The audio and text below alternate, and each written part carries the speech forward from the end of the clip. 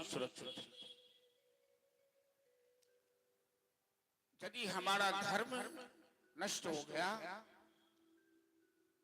तो हम भी नष्ट हो गए। जो काम पुरुष तपस्या करके, उपासना करके, साधना करके जो फल प्राप्त करता है, महिला अपने पति की सेवा करके सारा फल प्राप्त कर लेती है।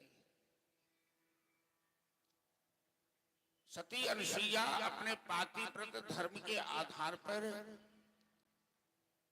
त्रिदेव को बालक बनाकर अपनी गोदी में झुलाया, और आज सुकन्या अपने अंधे बूढ़े पति को जवान बना लेगी, नेत्रवान बना लेगी, अपने पातिव्रत धर्म के आधार पर। सुकन्या प्रातः काल फुलवारी से फूल तोड़ रही थी। देवताओं के वैद्य के नाम है अश्विनी कुमार। दोनों आए च्यवन ऋषि के आश्रम में।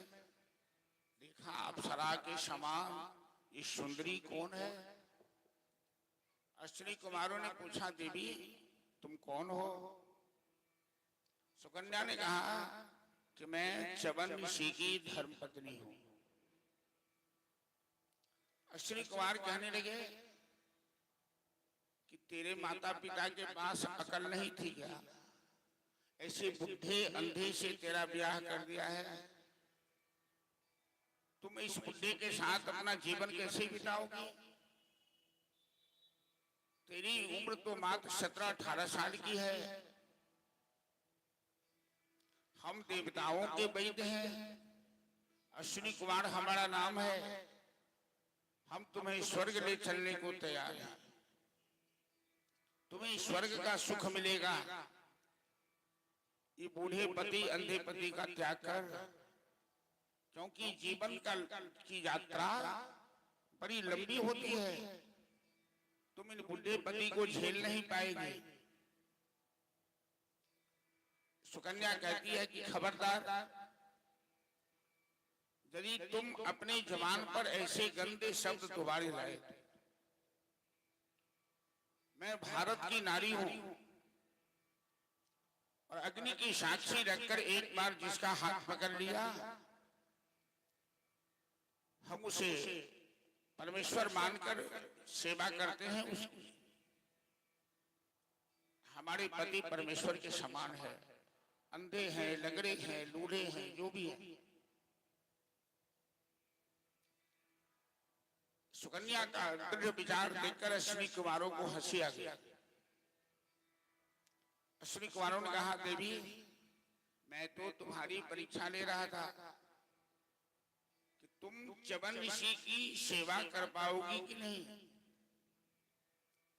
इनका साथ दे पाओगी कि नहीं। हम प्रसन्न हैं, हमसे वरदान मांगो। कोई भी महिला दूसरे पुरुष के प्रलोभन में नहीं आती है जो पतिव्रता है। सुकन्या कहती है कि बिना पति के आदेश से मैं आपसे वरदान भी नहीं ले सकती। च्यवन ऋषि के पास आए।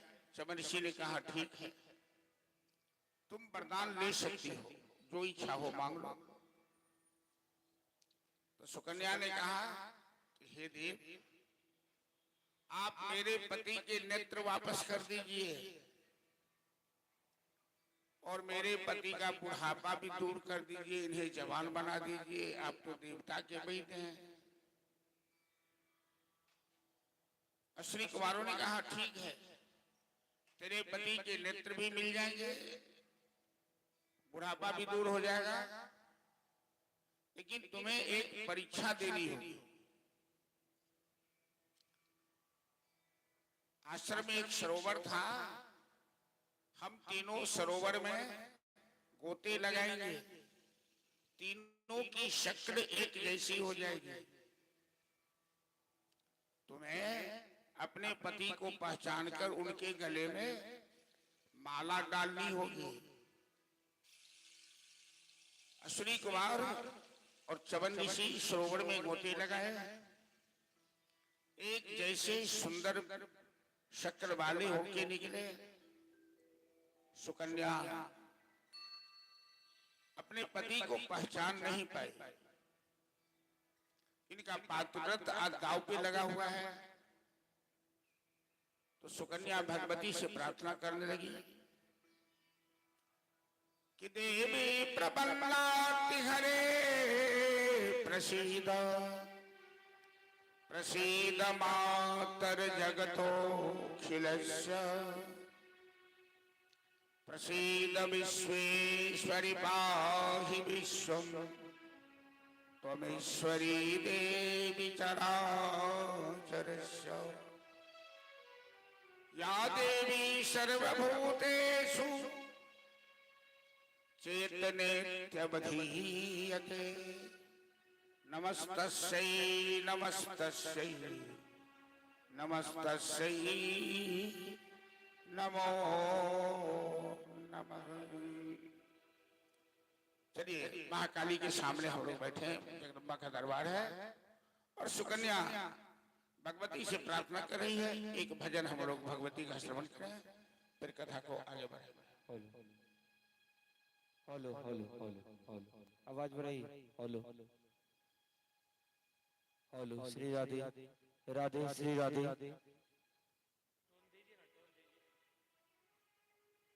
Shri Radhe Radhe, Shri Radhe hello, Radhe Shri Radhe Radhe hello.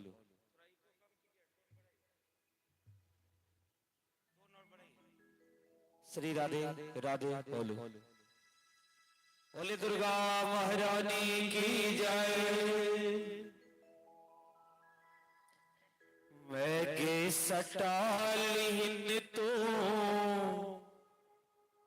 हमरा अपने करे जावे तरलों बर का फेरा में माँ। मैं के सटालीन तो हमरा अपने करे जावे तरलों बर का फेरा में सटालीन तू हमरा पन करे जावे परलों बर का फेरा में लगे। सटालीन तू हमरा पन करे जावे परलों बर का फेरा में।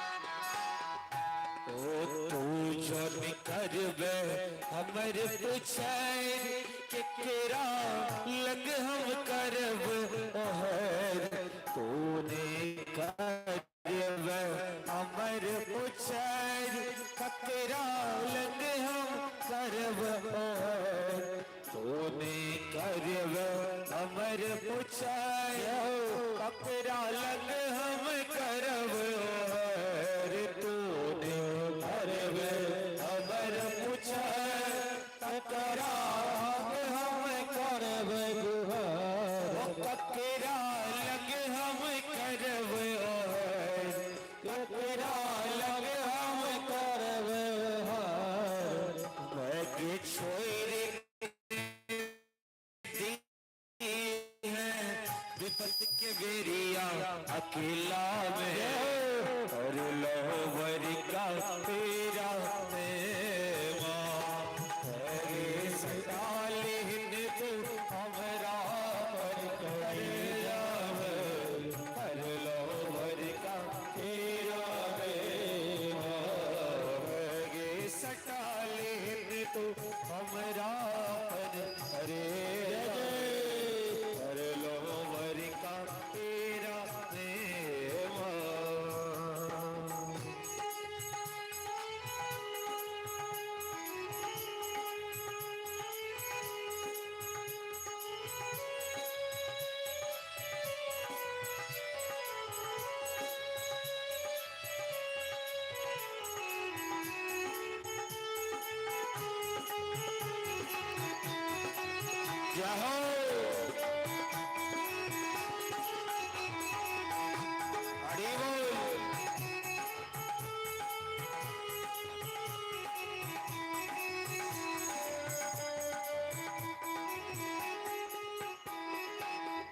दर खेलो हम हो तो कर तोरा सन अछमाइन दोसर दर दर खेलो हम हो तो कर तोरा सन अछमाइन दोसर दर दर खेलो हम हो तो कर तोरा सन अछमाइन दोसर दर दर खेलो हम हो तोरा सन अछमाइन दोसर तोरा सन अछमाइन दोसर तोरा सन अछमाइन दोसर बैग उठा लिहिन तो नूर पोछ का कोरा में कर लो बरी का तेरा में माँ बैग उठा लिहिन तो नूर पोछ का कोरा में कर लो बरी का तेरा में माँ बैग सटा लिहिन तो अपन करे जावे हर लो वर का फेरा प्रेमा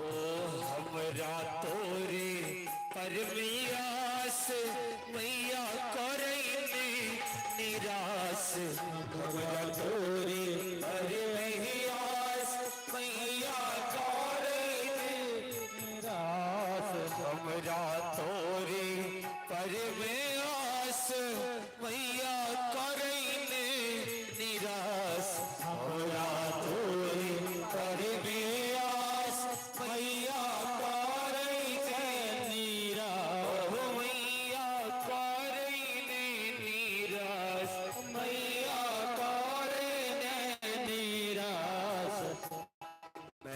किया फसील हमरा ई दुनियादारी में कर लो बरी का तेरा प्रेमा मैंने किया फसील हमरा दुनियादारी में कर लो बरी का तेरा प्रेमा मैंने सटा लीन तो हमरा अपन करे जावे पर लो बर का फेरा प्रेमा मेरे सटा लीन तो हमरा अपन करे जावे पर लो बर का फेरा मेरा पर लो बर का फेरा मेरा पर लो बर का फेरा मेरा जय जय श्री राम।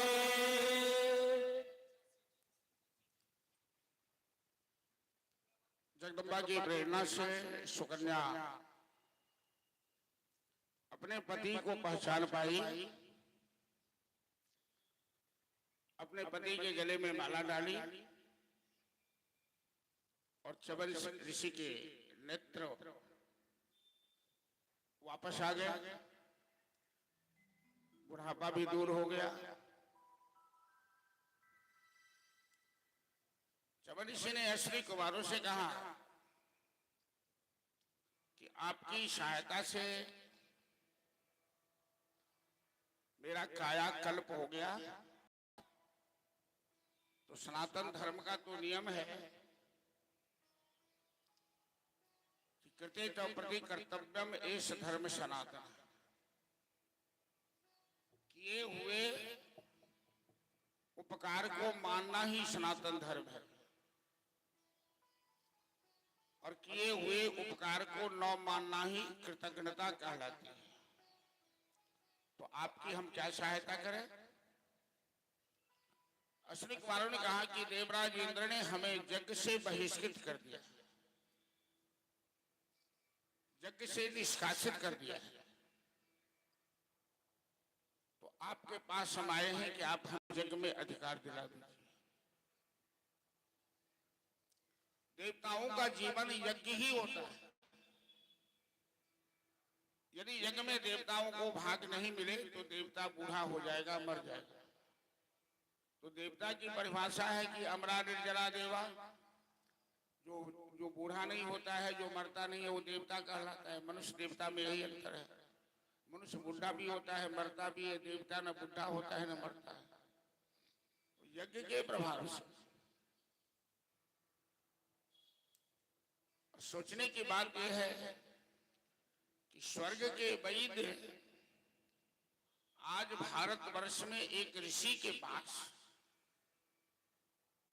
सहायता मांगने आए हैं कि हमें यज्ञ में अधिकार दिला दीजिए। तपबल विप्र सदा मर्यादा, तपबल रटहि प्रपंच विधाता, तपबल विष्णु सकल जगत राता, तपबल शंभु करहि संहारा, तपते अगमन कछु संसारा। यदि मानव के अंदर तपोबल हो तो कुछ भी असंभव नहीं हो सकता। च्यवन ऋषि ने कहा ठीक है, हम आपको यज्ञ में अधिकार दिलाएंगे। संयोग से राजा शरियाती आए अपनी पुत्री की खोज करने। राजा शरियाती ने सुकन्या से पूछा कि ये नौजवान कौन है जो तेरे पास में बैठा है? सुकन्या कहती है पिताजी ये आपके दामाद च्यवन ऋषि। मैंने अपने पातिव्रत धर्म के प्रभाव से इन्हें नया जीवन प्रदान किया है। शरियाती अपनी पुत्री को गले से लगा लेते। च्यवन ऋषि कहते हैं महाराज आप एक यज्ञ का आयोजन कीजिए जिस यज्ञ में हमें अश्विनी कुमारों को अधिकार दिलाना है। राजा शरियाती घबरा गए कि देवराज इंद्र ने जिन्हें यज्ञ से बाहर कर दिया है, क्यों खड़ी हो बैठ जाओ ना। इनको देखा हुआ नहीं है क्या? ये भी चली जाएंगे वहां, तो बैठो। जिन्हें देवराज इंद्र ने यज्ञ से बहिष्कृत कर दिया है उसे आप कैसे यज्ञ में अधिकार दिला सकते हैं? इसके लिए आपको देवताओं से लड़ना होगा। च्यवन ऋषि कहते हैं महाराज ये हम पर छोड़ दीजिए, आप घबराइए नहीं, आप केवल यज्ञ की तैयारी। यज्ञ प्रारंभ हुआ, सभी देवों के साथ अश्विनी कुमारों को भी यज्ञ में अधिकार। देवराज इंद्र जब यज्ञ में आए, सत्युग की बात है, उस समय तो देवता प्रत्यक्ष यज्ञशाला में उपस्थित होते थे। तो इंद्र अत्यंत क्रोधित हो गए। आचार्य स्वरूप च्यवन ऋषि से उन्होंने पूछा आपने अश्विनी कुमारों को यज्ञ में अधिकार क्यों दिया? मैं मैंने अश्विनी कुमारों को यज्ञ से बहिष्कृत किया है। चवन ऋषि ने कहा कि इन्होंने हम पर उपकार किया है और मैं उपकार का ऋण चुकाने के लिए मैं इन्हें वचन दिया। आप इन्हें यज्ञ में अधिकार क्यों नहीं देना चाहते हैं? इंद्र तो बड़ा अहंकारी है, क्योंकि स्वर्ग के सिंहासन पर बैठने से अहंकार आ जाता है। इंद्र ने कहा कि आप शीघ्र ही अश्विनी कुमारों को यज्ञ से बहिष्कृत कीजिए, वरना ये यज्ञ विध्वंस हो जाएगा। चवन ऋषि कहते हैं, देवराज आप मर्यादा में रहे यही ठीक है, और मैंने इन्हें वचन दिया है तो मैं इन्हें यज्ञ में अधिकार दिलाऊंगा। और यदि आपने मेरे यज्ञ को विध्वंस करने का सोचा भी तो मैं एक तपस्वी ब्राह्मण हूं और मैं क्या कर सकता हूं, आपको अंदाजा नहीं होगा। जरा विचारिए, एक लंगोटी वाला ब्राह्मण पूरे देव मंडल को ललकार रहा है, किस आधार पर? तो तपस्या के बल पर। सुखदेव जी कहते हैं महाराज कि हंतुम तम आददे वज्रम सत्यो मनोरवर्षितः सौवज्रम स्तंभयामास भुजम इंद्रस्य भार्गवः। इंद्र उत्तेजित होकर हाथ में वज्र ले लिया चवन ऋषि पर प्रहार करने के लिए, और चवन ऋषि वहीं से बैठे बैठे स्तंभन विद्या का प्रयोग कर दिया और इंद्र के हाथ में ही वज्र को स्तंभित कर दिया, सारे देव मंडल को स्तंभित कर दिया। जैसे पैरालाइज मार दिया हो, लकवा मार दिया हो, जिनका हाथ जैसे उठा वैसे उठा। और चवन ऋषि ने यज्ञ कुंड से एक मद पुरुष को प्रकट किया जो हाथ में तलवार लिए जीवा लपलपाते इंद्र को मारने के लिए दौड़े। हाहाकार मचेगा। ब्रह्मा जी आ गए और ब्रह्मा जी ने चवन ऋषि के क्रोध को शांत किया। कहा, पौत्र ब्रह्मा के पुत्र हैं भृगु, अब भृगु के पुत्र हैं चवन ऋषि। बच्चे ये तुम क्या कर रहे हो? चवन ऋषि ने कहा, पितामह ये देवता अपने आप को क्या समझते हैं? इन्हीं देवता हम ब्राह्मण बनाते हैं। देवाधीनम जगत सर्वम, सारा संसार देवता के अधीन है। अब मंत्राधीनम तो देवता, वो देवता मंत्र के अधीन है। ते मंत्रा ब्राह्मणाधीनम, और वो मंत्र ब्राह्मण के अधीन है। तस्मात् ब्राह्मण देवता, हम इनकी कृपा पर नहीं जीते हैं, हम इन्हें देवता बनाते हैं, हम इन्हें यज्ञ करके शक्ति देते हैं, और ये मेरे ऊपर वज्र प्रहार करना चाह रहे हैं। अंत में इंद्र ने माफी मांगी, अश्विनी कुमारों को यज्ञ में अधिकार मिला और यज्ञ संपन्न हुआ। आदमी के अंदर यदि तपोबल हो, साधना का बल हो, हम लोग तो कोई कर्म करते ही नहीं, एक मंत्र नहीं जपते, एक नियम का पालन नहीं करते,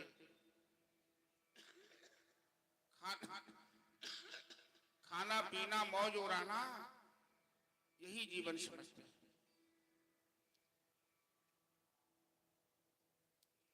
जहां कहीं है ज्योत जगत में, जहां कहीं उजियाला, वहां खड़ा है जीवन में अंतिम मोल चुकाने वाला। मेहंदी में जैसी लाली है, वर्तिका बीच उजियाली है, दीपक जो नहीं जलाता है रोशनी नहीं वह पाता है। जब तक गुण बड़े एक से एक प्रखर है छिपे मानवों के भीतर, मानव के अंदर एक से एक शक्ति छिपी हुई है, जरूरत है जगाने की, जरूरत है निखारने की, जरूरत है तपस्या करने की, साधना करने की। उसी वंश में अम्बरीश नाम के राजा, एक कथा हम लोग पीछे छोड़ के आए हैं, समुद्र मंथन और बलि बावन प्रसंग की कथा। चूंकि श्रोताओं को आदत तो विलंब से आने की है, और श्रोता नहीं वो पंडाल में तो झांकी किसे दिखाई जाए, बाबर भगवान की झांकी भी निकलेगी। तो कुछ देर के बाद जब और थोड़ा भी अंधकार होता है, कुछ लोग और आ जाते हैं, तो हम फिर मुड़ के आएंगे बलि बावन प्रसंग कथा। अभी सूर्यवंश की कथा में हम लोग चल रहे हैं। राजा अम्बरीश बड़े वैष्णव थे, भगवान के परम भक्त थे, और उन पर खुश होकर भगवान ने अपना सुदर्शन दे रखा था अम्बरीश की सुरक्षा के लिए। ठाकुरबाड़ी, राज दरबार में ठाकुरबाड़ी थी, ठाकुर की सेवा स्वयं करते थे। सेवा धर्म सबसे कठिन, ऑर्डर चलाने वालों की कमी नहीं है, मालिक बनने वालों की कमी नहीं है, लेकिन सेवा करने वाले कोई कोई होते। जो सेवक नहीं बनेगा वो भगवान को कभी प्रसन्न नहीं कर सकता। युधिष्ठिर के राजसूय यज्ञ में भगवान ने जूठी पत्थर उठाए अपने हाथ से, जबकि सबसे महान वही थे विश्व में, और जूठी पत्थर उठाकर लोगों को कर्म की शिक्षा दी कि कर्म ही प्रधान है। लेकिन समाज में लोगों को देखता रहेगा, कोई शतरंजी बिछा दे, कोई झाड़ू मार दे, एक दूसरे को कहेगा, दूसरा तीसरे को कहेगा। 3 लड़के हैं यहाँ, मैं नाम नहीं जानता हूँ, जो प्रहलाद जी को सारा सहयोग कर रहे हैं, सारा काम कथा से पहले झाड़ू बहारू करके बिछावन कर देता है, और कथा समाप्त होते ही फिर सबको समेट कर रखता है। बहुत बहुत आशीर्वाद है उस बच्चे को, भगवान की कृपा बनी रहे। सेवा सबसे कठिन काम। आजकल लोग पैसे के बल पर मंदिर बनवा देते, स्थापना कर देते मूर्ति की, लेकिन घूर के कभी मंदिर में आते नहीं कि सेवा हो रही है कि नहीं, पूजा हो रही है कि नहीं, आरती हो रही है कि नहीं, भोग लग रहा है कि नहीं। उसके लिए एक नौकर बहाल कर देते हैं, पुजारी मतलब नौकर। नियम है कि सारा काम जीवन का अपने तुम नौकरों से करा लो, सेवकों से करा लो, और भगवान की सेवा अपने हाथ से। भगवान के सामने कभी मालिक बनने का प्रयास मत करो, तो अनंत कोटि ब्रह्मांड का मालिक है। तो राजा अम्बरीश ठाकुर की सेवा अपने हाथ करते थे, चक्रवर्ती सम्राट थे, विश्व के सम्राट थे। एक बार दुर्वासा जी आए हैं और अम्बरीश महाराज एकादशी व्रत किए हुए थे। द्वादशी के दिन दुर्वासा जी आए। द्वादशी के दिन ब्राह्मण भोजन कराने के बाद ही पारण करते। अम्बरीश ने दुर्वासा जी को निमंत्रण दिया ब्राह्मण भोजन के लिए।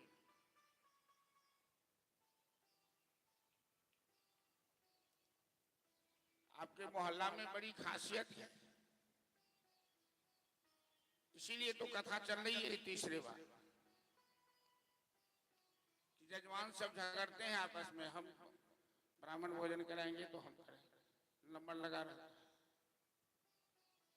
किसी किसी मोहल्ले में तो 1 गिलास पानी के लिए ले पूछता है, और यहाँ नंबर लगाए हैं कि हम करेंगे तो हम करेंगे। ये खासियत है। नाम है मथुरापुर। मथुरा का राजा कौन था? अरे सुनिएगा, कंस, फकीर भगवान कृष्ण ने कंस को मार दिया, फिर जदुवंश का, वहां जदुवंश का राज हुआ, भगवान राजा बने, द्वारिकाधीश भगवान।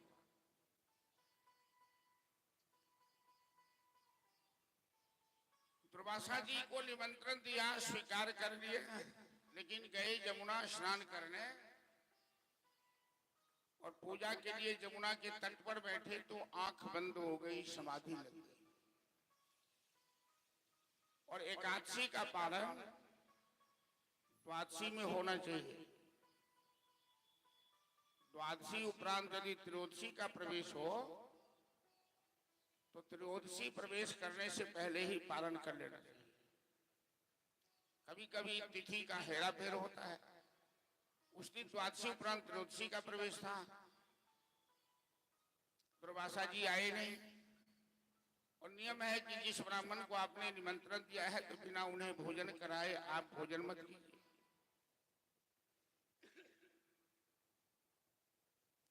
अम्बरीश बेचारे धर्म संकट में पड़ गए। उन्होंने कुछ विद्वानों से पूछा कि मैं क्या करूं, मेरा तो व्रत भंग हो जाएगा, ब्राह्मण देवता तो भोजन किए नहीं। तो विद्वानों ने कहा कि भगवान को भोग लगाकर चरणामृत पान कर लीजिए, पारण भी हो जाएगा और ब्राह्मण भोजन का भी नियम बच जाएगा। अम्बरीश ने ऐसा ही किया। जैसे ही चरणामृत पान किए तब तक दुर्वासा जी आ गए। दुर्वासा बड़े क्रोधी हैं, भगवान शिव के रुद्रांश अवतार हैं, रुद्र रूप। ये महाराज, तुमने हमें निमंत्रण दिया था और बिना हमें भोजन कराए तुमने चरणामृत पान कर लिया। दुर्वासा जी इतने क्रोध में आए कि जटा से एक बाल खींचा, एक राक्षसी प्रकट हुई। और राक्षसी अम्बरीश को खाने दो। अम्बरीश बेचारे हाथ जोड़कर खड़े हैं। सुदर्शन देव नाच रहे थे। सुदर्शन राक्षसी का वध किया और दुर्वासा के पीछे पड़ गए। दुर्वासा जी अपनी जान बचाने के लिए वहां से भगे। तीनों लोक में चक्कर लगाया, लेकिन दुर्वासा को कोई रहने के लिए नहीं, कोई सहारा नहीं दिया। तर की ठोकर खाते रहे दुर्वासा जी, अपने प्राण बचाने के लिए, सुदर्शन से पीछा छुड़ाने के लिए।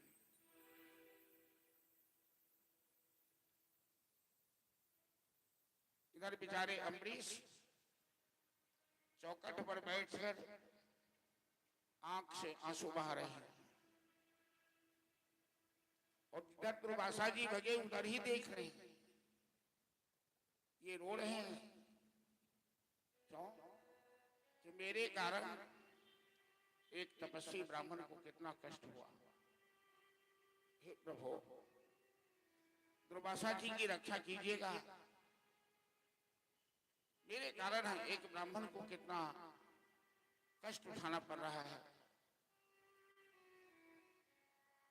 जो सच्चे वैष्णव होते हैं ना, वो कभी दूसरों का कष्ट नहीं देख सकते,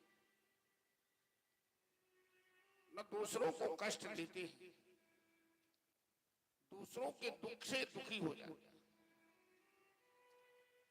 वाह, लाइए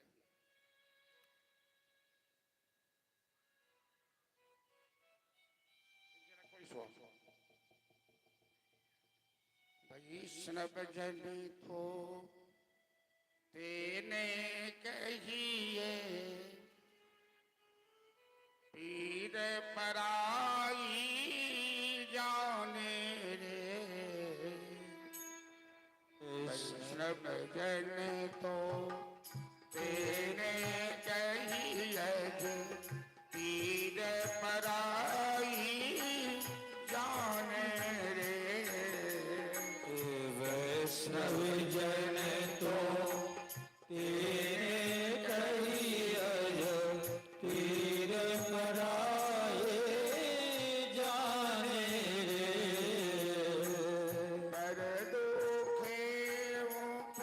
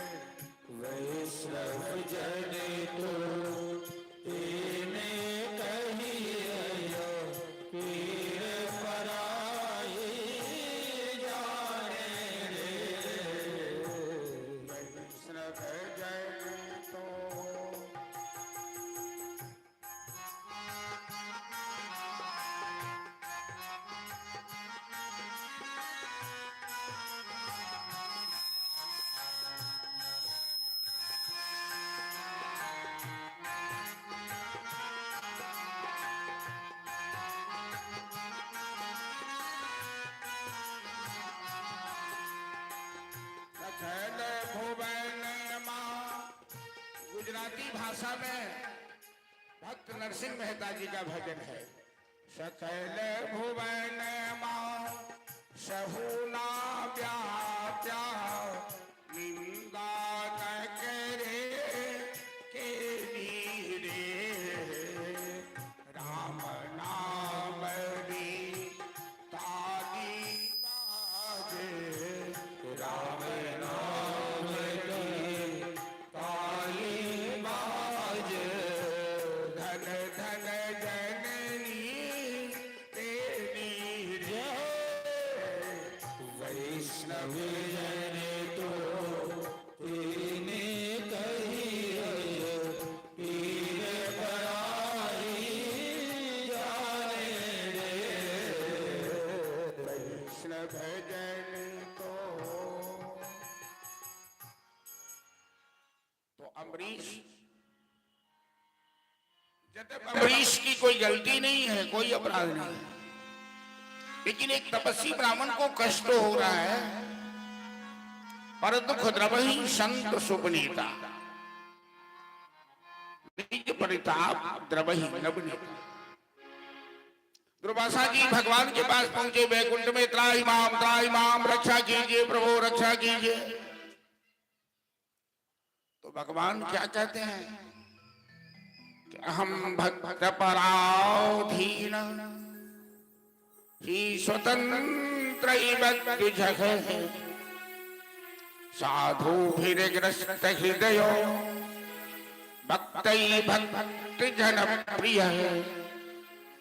ए दुर्वासा, मैं तो भक्त के अधीन हूं, तूने मेरे भक्त का अपमान किया है, तूने एक सच्चे वैष्णव संत का अपमान किया है। ये दारागार पुत्रात्मा जो अपनी पत्नी बाल बच्चे सबको त्याग कर अपना जीवन हम में समर्पित कर देता है, कथम तां तक्तुपर। मैं ऐसे भक्तों का त्याग कभी नहीं करता। भगवान का स्वभाव है भक्तों कि अपने मान अपमान गुण अवगुण का ख्याल नहीं करते, पर यदि कोई संत का अपमान कर दे, कोई किसी वैष्णव का अपमान कर दे, तो भगवान को सहन नहीं होता। प्रबल प्रेम के पाले पर करे प्रभु जी को नियम बदलते देखा। हरि जी को नियम बदलते देखा। अपना मान भले टल जाए पर अपना मान भले टल जाए पर भक्त गमान न टलते देखा। हरि जी को नियम बदलते देखा।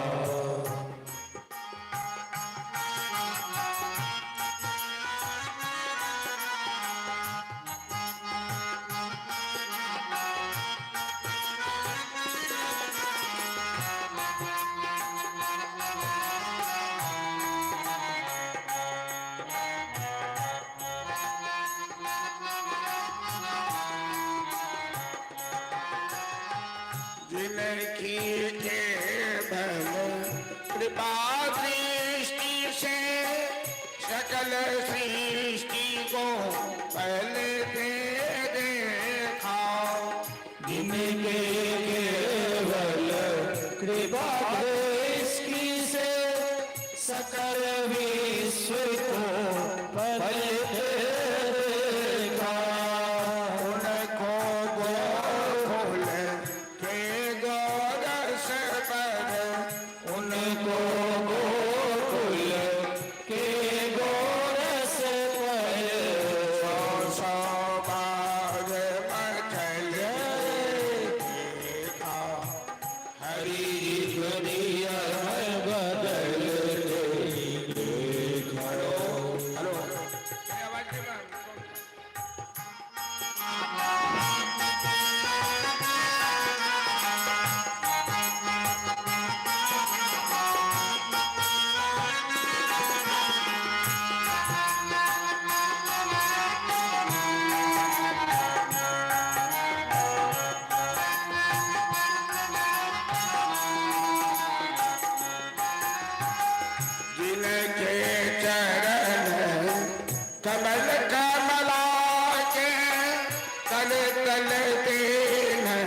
विषय के दे देखाओ, जिनके चरण कमल कमला से करतब निसर्ग देखा।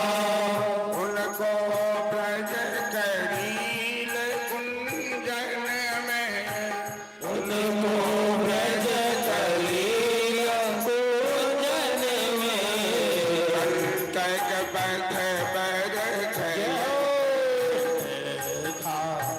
हरि जी को दिया बदल के देखा। शेष महेश गणेश गिरेश निरंतर जाहि समाधि लगावे, जाहि अनादि अखंड अछेद अभेद सुवेद पार न पावे। नारद से सुख व्यास रचे बच ठाकी रखे यही पार न पावे। ताहि अहीर की छो हरिया चचिया भरी चाच बिनाच नचावे। हरि जी को दिया मैं बदल के देखा। प्रभु जी को दिया मैं बदल के देखा। तो भगवान दुर्वासा जी सब जगह से ठोकर खाने के बाद अम्बरीश के पास आए, अम्बरीश के चरण पे गिरने लगे। अम्बरीश ने सुदर्शन को मना किया, दुर्वासा जी का चरण धोया, उन्हें प्रेम से भोजन कराया और अम्बरीश की प्रशंसा करते हुए दुर्वासा जी ब्रह्मलोक गए।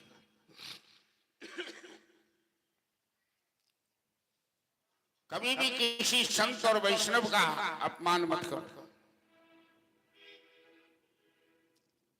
ये जानते हैं कि नकली साधु समाज में बहुत है, ये कलयुग का प्रभाव है। जो होगा लोभी और भोगी वो जोगी कहलाएगा। बहुत से आदमी को देखिएगा कि 5-5 किलो माला रखता है, इसमें रुद्राक्ष की माला, पितोदिया की माला, चंदन की माला, स्फटिक की माला, तुलसी की माला, रुद्राक्ष की माला, हरिद्रा की माला, कोई माला नहीं है जो छोड़ता है। वो भी कपड़ा में ढक के नहीं, माला ढक कर रखने की चीज होती है। लेकिन ऐसे ऐसे घूम रहे हैं समाज में दुनिया को दिखाने वाले, इतनी इतनी माला आगे दिखाते हैं और माइक में बैठकर गुरु मंत्र देते हैं। मंत्र गुप्त चीज होती है। मंत्र कभी हमारे यहाँ परंपरा है कि सर को ढक करके मंत्र दिया जाए। अब तो बड़े बड़े ढोंगी साहब व्यास मंच पर माइक में मंत्र बोलते हैं और कहते हैं तुमको मंत्र हो गया, तुम मेरा चेला हो गया। घोर कलयुग चल रहा है। लेकिन जो ठगते हैं वो जाने ठगने वाले, लेकिन इसी में कहीं कहीं असली भी है। न जाने किस भेष में नारायण मिल जाए। कभी कभी भगवान तो रूप बदल कर घूमते रहते हैं अपने भक्तों को पहचानने के लिए। इसलिए किसी संत वैष्णव का अपमान नहीं करना। उसी वंश में सगर नाम के राजा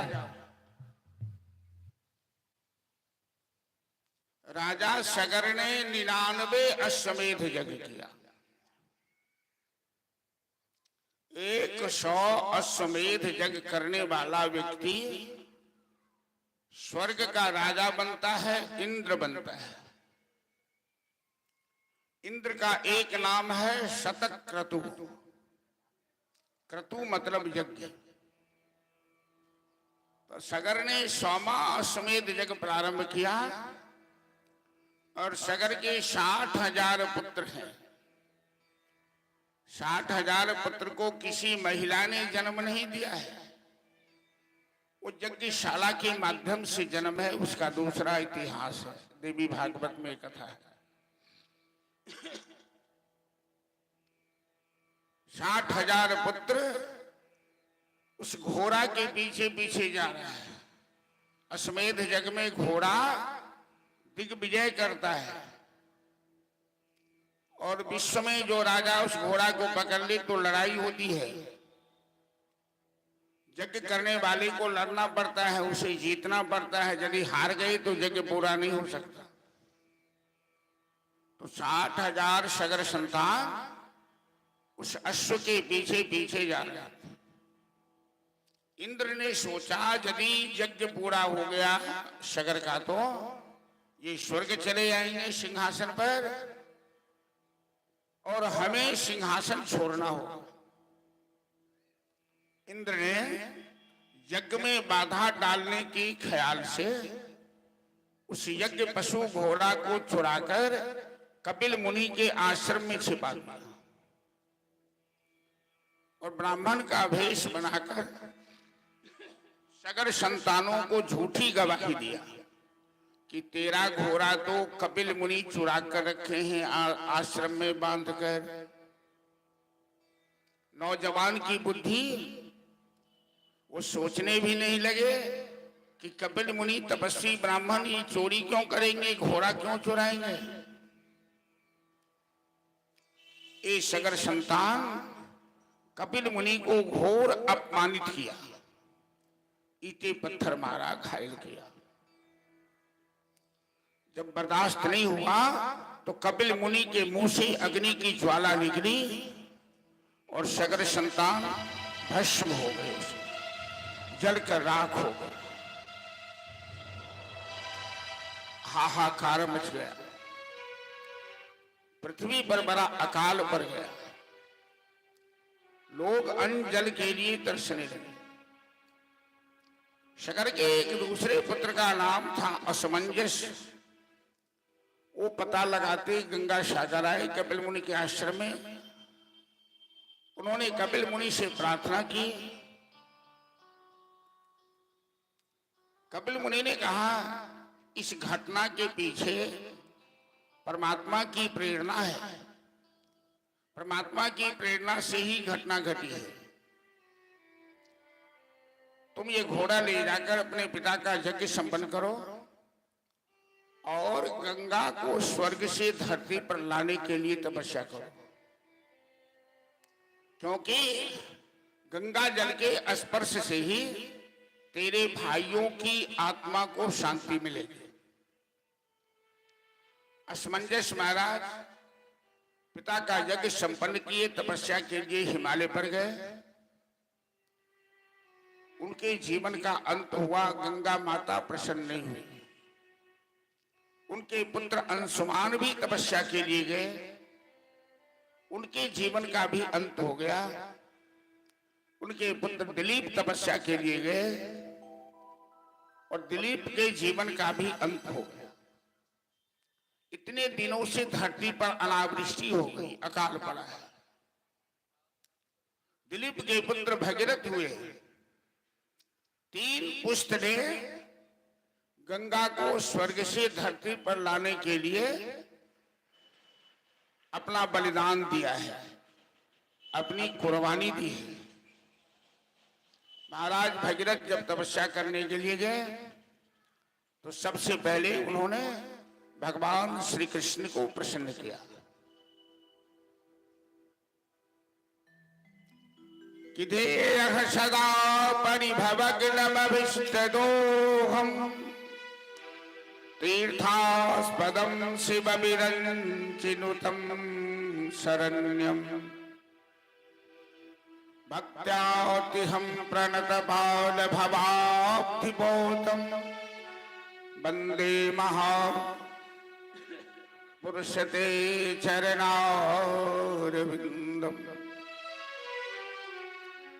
हे भक्त वत्सल, हे करुणानिधान, धरती पर अकाल पड़ा है प्रभु, और गंगा माता तो प्रसन्न होने का नाम नहीं ले रही है। भगवान शिव कृष्ण प्रसन्न हुए, कहा वत्स भगीरथ, गंगा धरती पर जाएगी, तेरी मनोकामना पूरी होगी। गंगा ने कहा कि पुत्र, मैं धरती पर आने के लिए तैयार हूं, पर मेरी धारा, मेरा वेग इतना प्रचंड है कि धरती सहन नहीं कर पाएगी, धरती में दरार आ जाएगी और मैं पाताल लोक में चली जाऊंगा। इसलिए तुम भगवान शिव को प्रसन्न करो, और भगवान शिव यदि अपनी जटा में हमें स्थान दे देते हैं तो मैं आसानी से धरती पर आ जाऊंगा। महाराज भगीरथ ने भगवान त्रिलोकीनाथ सदाशिव को प्रसन्न किया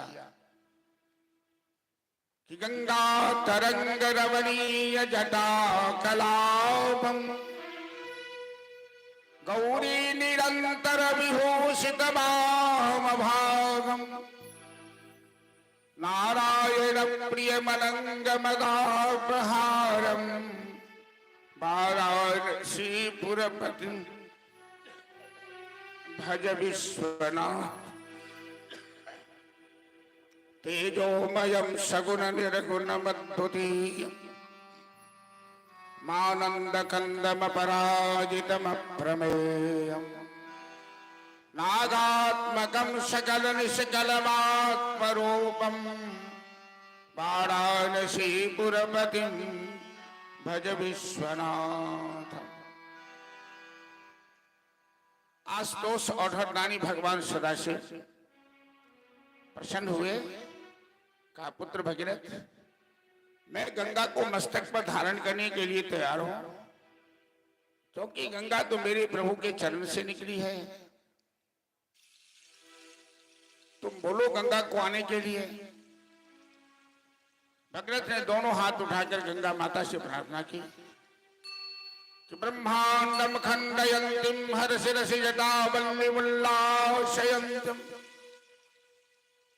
स्वरलोकातापतंतीम कनक गुरुगुहागंधशैलास्खलंतीम छोनी पृष्ठे लुठंतीम दुरुच्चय छमो निर्भरम भत्सयंतीम पाथोधिम पूरयंतीम सुरनगर सरित पावनी नख पुना। गंगा भगवान के चरणार बिंद से प्रकट हुई। जब वामन रूप धारण किए तो ब्रह्मा ने चरण धोया और ब्रह्मा के कमंडल में गंगा चली गई। देवताओं ने गंगा को स्वर्ग में लाया। गंगा के अनेक नाम और गंगा की अनेक धाराएं हैं। भागीरथी, त्रिपथका, जाह्नवी, सुरसरिता आदि गंगा के नाम है। और शिव ने कैलाश शिखर पर अपनी जटा फैला दी, गंगा शिव की जटा में समा गई। गंगा शिव की जटा में समा गई। भगवान शिव ने गंगा का अभिमान दूर करने के लिए अपनी जटा का इतना विस्तार किया कि जटाटवी गलज्ज्वल प्रवाह पावित स्थले गले बलम्बलम्बितां भुजंग तुंग मालिकां डमड्डमड्डमड्डमन्मिनाडमड्डमरभयं चकार चंड तांडवं तनोतु नः शिव। जटा रूपी जंगल में, जटाटवी का मतलब होता है, अटवी मतलब जंगल। जटा रूपी जंगल में गंगा समा गई। जैसे बच्चे जंगल में खो जाते हैं, गंगा को रास्ता नहीं मिल रहा है निकलने के लिए। बहुत समय बीते, भगीरथ हाथ जोड़कर खड़े हैं। भगीरथ को तो एक बात की चिंता है कि धरती पर अकाल पड़ा है, लोग अन्न जल के लिए तरस रहे हैं, त्राहिमाम मची हुई है। और जब तक गंगा जल का स्पर्श नहीं होगा, धरती का सौभाग्य नहीं लौटेगा। तो भगीरथ ने भगवान शिव से कहा, या शिष्टि शिष्टुराज्या विहित बदिहुतम या हबरिजा चौत्री। हे भोलेनाथ, हे भूत भावन, हे पतित भावन, आपकी महिमा तो सर्वविदित है। गंगा माता को अपनी जटा से मुक्त कीजिए ताकि मेरे पूर्वजों की आत्मा भटक रही है, धरती पर अकाल पड़ा हुआ है। और भगीरथ की विनम्रता से प्रसन्न होकर भगवान शिव ने अपनी जटा का संवरण किया और शिव की जटा से गंगा निकली, कैलाश शिखर से नीचे गंगोत्री में आई और ऋषिकेश हरिद्वार होती हुई गंगा, और गंगा जल का जैसे ही पावन स्पर्श भारत भूमि को हुआ, इंद्रदेव प्रसन्न होकर वर्षा करने लगे। और गंगा महारानी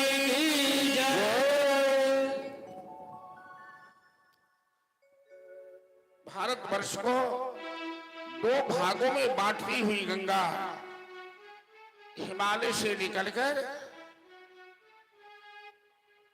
गंगा सागर में समा गई और आगे आगे भगीरथ दौड़ते जा रहे हैं, पीछे पीछे गंगा की धार बहती जा रही है।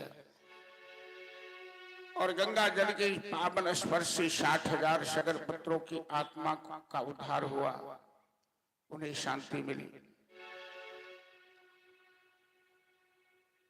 हमारे देश में ऐसे ऐसे वीर सपूत ने जन्म लिया है। भारत माता ने ऐसे ऐसी संतानों को जन्म दी है जो अपने देश का गौरव, अपने देश की शान शौकत दुनिया में ऊंचा किया है। आज गंगा भारतवर्ष की शान है। गंगा भारतवर्ष की होठों की मुस्कान है। गंगा ही हिंदुस्तान है। और हम भारतवासी दुनिया वालों के साथ बुलंदी के साथ अपनी छाती ठोककर कहते हैं कि हम उस देश के वासी हैं, हम उस देश के वासी हैं जिस देश में गंगा बहती है। गंगा जल पवित्र है। जो आजकल बड़े बड़े वैज्ञानिक शोध में लगे हैं कि ऐसी कौन सी जड़ी बूटी मिली है गंगा में कि गंगा जल में कीड़ा नहीं भरता, गंगा जल दूषित नहीं होता। भारत के लिए भगवान का एक वरदान है गंगा। सच पूछो तो इस देश की पहचान है गंगा। भारत के लिए भगवान का एक वरदान है गंगा। सच पूछो तो इस देश की पहचान है गंगा। भारत के लिए भगवान का एक वरदान है गंगा। सच पूछो तो इस देश की पहचान है गंगा। भारत के लिए भगवान का एक वरदान है गंगा। सच पूछो तो इस देश की पहचान है गंगा। हर हर गंगे हर हर, हर हर गंगे हर हर। गिरिराज हिमालय की बेटी महान है गंगा। भारत माता के मस्तक का अभिमान है गंगा। गिरिराज हिमालय की बेटे महान है गंगा। भारत माता के मस्तक का अभिमान है गंगा। यह अपने मातृभूमि पर एक एहसान है गंगा। लाखों करोड़ों होठों की मुस्कान है गंगा। गंगा ही हिंदुस्तान, हिंदुस्तान है गंगा। सच पूछो तो इस देश की पहचान है गंगा। भारत के लिए भगवान का एक वरदान है गंगा। पूछो तो इस देश की पहचान है गंगा। लाखों करोड़ों मंदिर है इसके किनारे, मंगल ध्वनिया होती है जहाँ शाम सकारे। लाखों करोड़ों मंदिर है इसके किनारे, मंगल ध्वनिया होती है जहाँ सांस सकारे। जुग जुग से इस माता ने हमारे भाग्य संवारे, जहाँ जहाँ गली बन गई वहाँ पर तीर्थ सारे। यह अपनी मातृभूमि पर एक एहसान है गंगा, सच पूछो तो इस देश की पहचान है गंगा। भारत के लिए भगवान का एक वरदान है गंगा। सच पूछो तो इस देश की पहचान है गंगा। भारत के लिए भगवान का एक वरदान है गंगा। सच पूछो तो इस देश की पहचान है गंगा। हर हर गंगे हर हर, हर हर गंगे हर हरे, हर हर गंगे हर हर, हर हर गंगे हर हर। बोल गंगा महारानी की जय।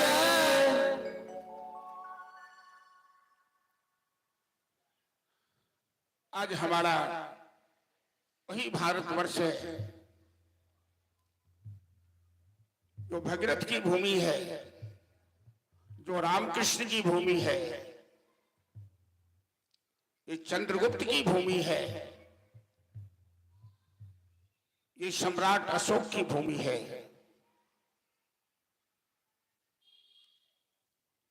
और भारत माता ने ऐसे वीर सपूतों को एक दो नहीं हजारों को जन्म दिया है, जो अपने देश का नाम ऊंचा किया है, जो अपने देश का मस्तक ऊंचा किया है, जो अपने देश की शान शौकत बढ़ाई है। हम भारतवासी कभी दुनिया में किसी पर आंखें नहीं डालते, किसी के अधिकार का हनन नहीं करते, किसी के धर्म पर खतरा नहीं पैदा करते। हम तो शांति दूत हैं। हम दुनिया वाले को शांति की शिक्षा देते हैं। है प्रीत जहां की रीत सदा, मैं गीत वहां के गाता हूं। भारत का रहने वाला हूं, भारत की बात सुनाता। जहां काले गोरे का भेद नहीं है, हर दिन से हमारा नाता है, और हमें और नहीं आता कुछ भी तो प्यार निभाने आता। इतनी ममता नदियों को भी जहां माता कह के बुलाते हैं, इतना आदर इंसान तो क्या, यहां पत्थर भी पूजे जाते हैं। हमारे देश में हमारे ऋषि मुनियों ने कहा कि जननी जन्मभूमिश्च स्वर्गादपि गरीयसी। बच्चे लोग पर्दा के पीछे बहुत हल्ला कर रहे हैं, उसे कोई शांत कीजिए। जननी जन्मभूमिश्च स्वर्गादपि गरीयसी। माता और मातृभूमि स्वर्ग से भी अधिक प्रिय होती है। और कानी धन्यास्तुते भारत भूमि भाग। हमारे भारतवर्ष में देवता भी जन्म लेने के लिए लालायित रहते हैं। ये इतना सुंदर देश है।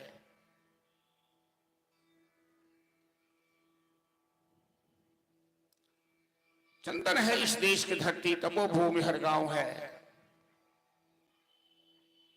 और माता मातृभूमि का सम्मान हमारा संस्कार है, हमारी सभ्यता है, जो विश्व में कहीं नहीं पाई जाती है। हम गौरव के साथ भारत माता की जयकारा लगाते हैं,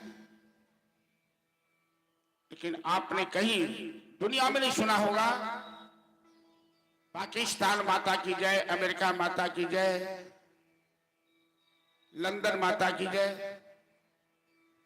लेकिन हम भारतवासी अपनी मातृभूमि की को माता कह के सम्मानित करते हैं।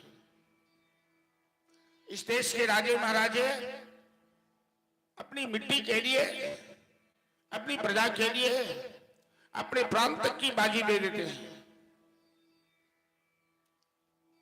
अपनी आहुति दे देते हैं अपने धर्म, अपनी संस्कृति की रक्षा के लिए। लेकिन आज वही देश है जिस देश की राजनीति इतनी गंदी चल रही है, हमारे देश के नेता ही हमारे धर्म को गाली देता है, सनातन धर्म को डेंगू कहता है, रामचरितमानस पर उंगली उठाता है शिक्षा मंत्री होकर। ऐसे देश के गद्दार को, जो धर्म की निंदा करे, जो राष्ट्र की निंदा करे, भारत में रहकर पाकिस्तान की प्रशंसा करता है और भारत वर्ष की प्रशंसा करने में उसकी जीवा कट जाती है, उसके गले बंद हो जाते हैं। ये दुर्भाग्य की बात है। जिसके अंदर राष्ट्र का प्रेम नहीं, जो अपने धर्म के लिए अपने आप को कुर्बान नहीं दे सके, बलिदान नहीं दे सके, वो देश का नागरिक कैसे बन सकता है? हमारा देश महान है। इस देश को महान बनाने में हमारे पूर्वजों, हमारे ऋषि मुनियों ने बलिदानी दी है, कुर्बानी दी है, त्याग किया है, तपस्या की है।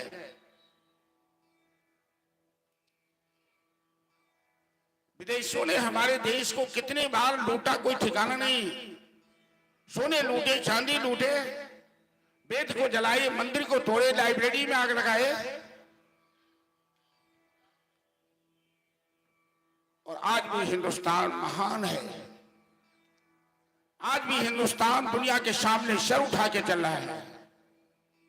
हम किसी पर आक्रमण नहीं करते और हम पर आक्रमण करने वाले को हम कभी छोड़ते नहीं। जो हमें आंख दिखाता, हम उसी आंख निकाल लेते हैं। हम भारतवासी, हमारा इतिहास विजय का इतिहास है। दुनिया वालों के सामने हमारा इतिहास कभी पराजय का इतिहास रहा ही नहीं। चाहे अपना इतिहास उलट के देख लीजिए कि हमेशा भारतवासी ने विजय का झंडा फहराया है दुनिया वालों के ऊपर। हम किसी के मोहताज नहीं रहे। लेकिन जरूरत है आज हमारे देश में, हमारे समाज में राष्ट्र की जागृति जगाने की, राष्ट्रवासियों को जगाने की, राष्ट्रीय भावना भरने की, धार्मिक संस्कार भरने की जरूरत है। हमारे बच्चे को आज हमारे देश का प्रशासन अंग्रेज की गुलामी कर रहा है, अंग्रेज की बनाई हुई पद्धति को लागू किए हुए है। हमारे देश की शिक्षा पद्धति अच्छी नहीं है। हमारे बच्चे को मोरल एजुकेशन नहीं दिया जाता, हमारे बच्चे के अंदर राष्ट्रीय भावना नहीं आती। हमारे बच्चे गीता क्या है, रामायण क्या है, भागवत क्या है, ये समझ नहीं पाते। इसमें हम सब दोषी हैं। आज हमारी महिलाएं जो अनपढ़ है, गंवार है, जो शिक्षित है वो तो ठीक है। जरा सोचिए, पहले जमाने में हमारे यहाँ शिक्षा जो प्रारंभ की जाती थी तो रामा गति इतिहास सुमति, यहां से रामा गति इतिहास सुमति। अब जिस महिला को 2 लाइन अंग्रेजी आती नहीं, गोबर बीछने वाली, गोईठा ठोकने वाली, वो भी बच्चे को कहती है बउआ परू सीएटी का मतलब बिल्ली, आरएटी रैट मतलब चूहा, जीओजी की कही से डॉग। ये कुत्ते बिल्ली की पढ़ाई बच्चे महिला सब सिखाती है बच्चे को। रे पहले कुत्ते बिल्ली मत बना उसको, उसको आदमी तो बना, उसे गणेश का मंत्र सिखा, उसे सिखाओ तब ना इंसान बनेगा। कि ये कुत्ता बिल्ली चूहे की पढ़ाई शुरू से ही भट्टा पकड़ाती हो, ये देसी मुर्गी बिलायती बोल, इसे बदलना होगा। हमें अपने प्राचीन परंपरा के अनुसार जीना होगा। हमारे ऋषि मुनियों की जो शिक्षा है उस पीठ पर चलना पड़ेगा। हमारे देश में कोई कमी नहीं है। आज हमारे देश के बच्चे, हमारे देश की छात्र छात्राएं पाठशालाओं में, विद्यालयों में, महाविद्यालयों में जब राष्ट्रगीत गाते हैं, हिंदुस्तान सोने की चिड़िया है।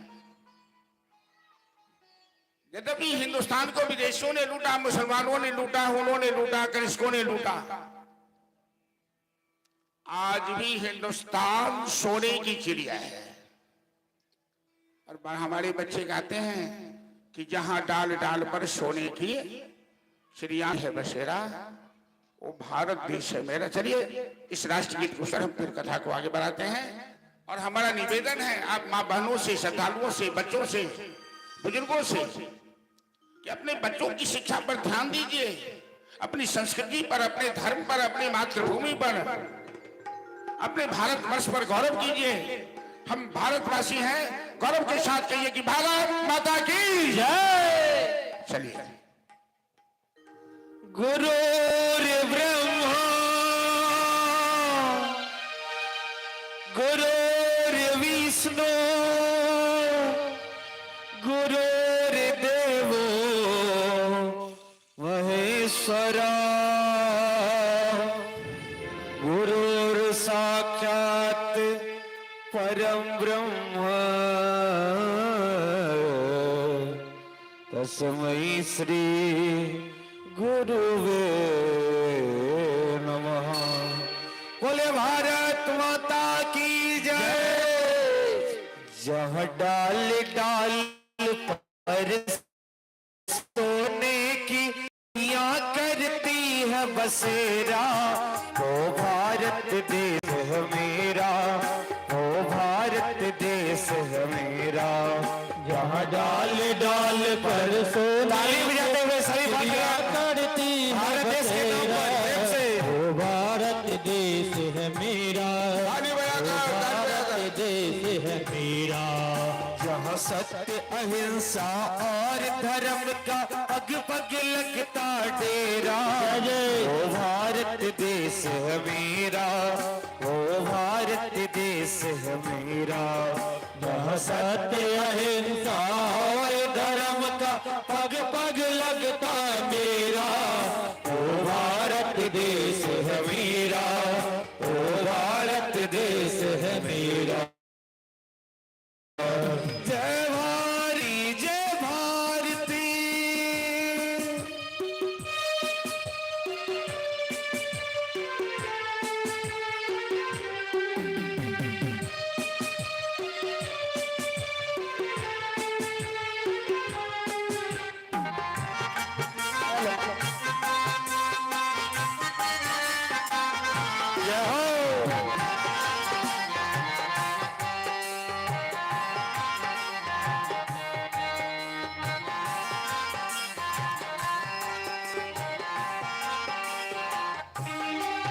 ये धरती वो जहाँ ऋषि मुनि जपते प्रभु नाम की माला। हरिओ हरिओ हरिओ हरिओ। हर बाल भारत देश है।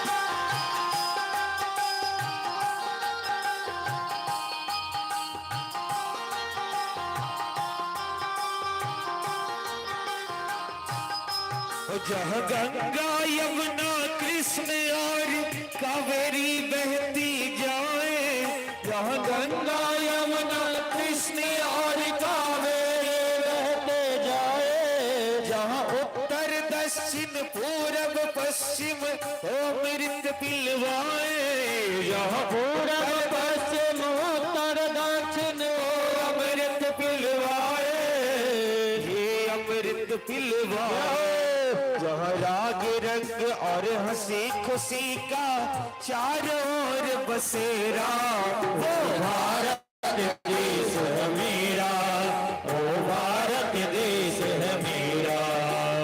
डाल डाल पर सोने की चिड़िया करती है बसेरा, वो भारत देश है मेरा, वो भारत देश है मेरा।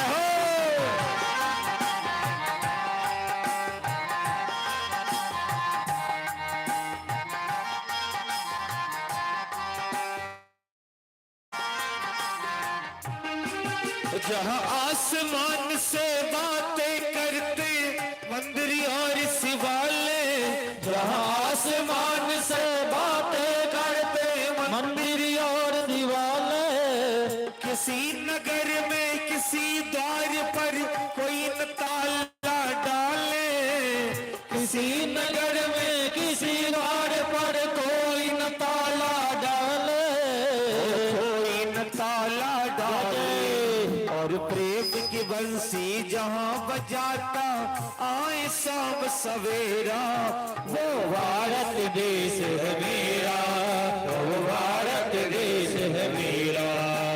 डाल डाल पर सोने की एरिया कर, वो भारत देश है मेरा, वो भारत देश है मेरा।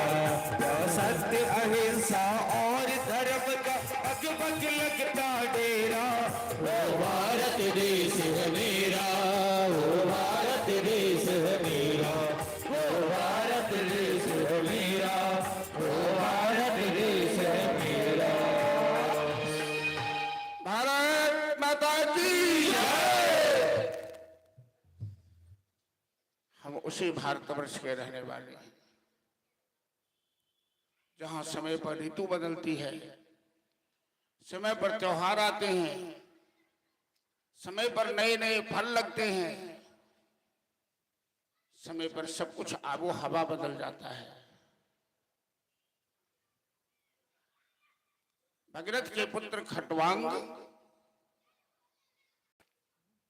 खटवांग के पुत्र हुए राजा दिलीप। जो दिलीप को कोई संतान नहीं थी, पुत्र नहीं था, तो गुरुजी ने कहा कि गाय की सेवा करोगे तो पुत्र होगा। देखिए,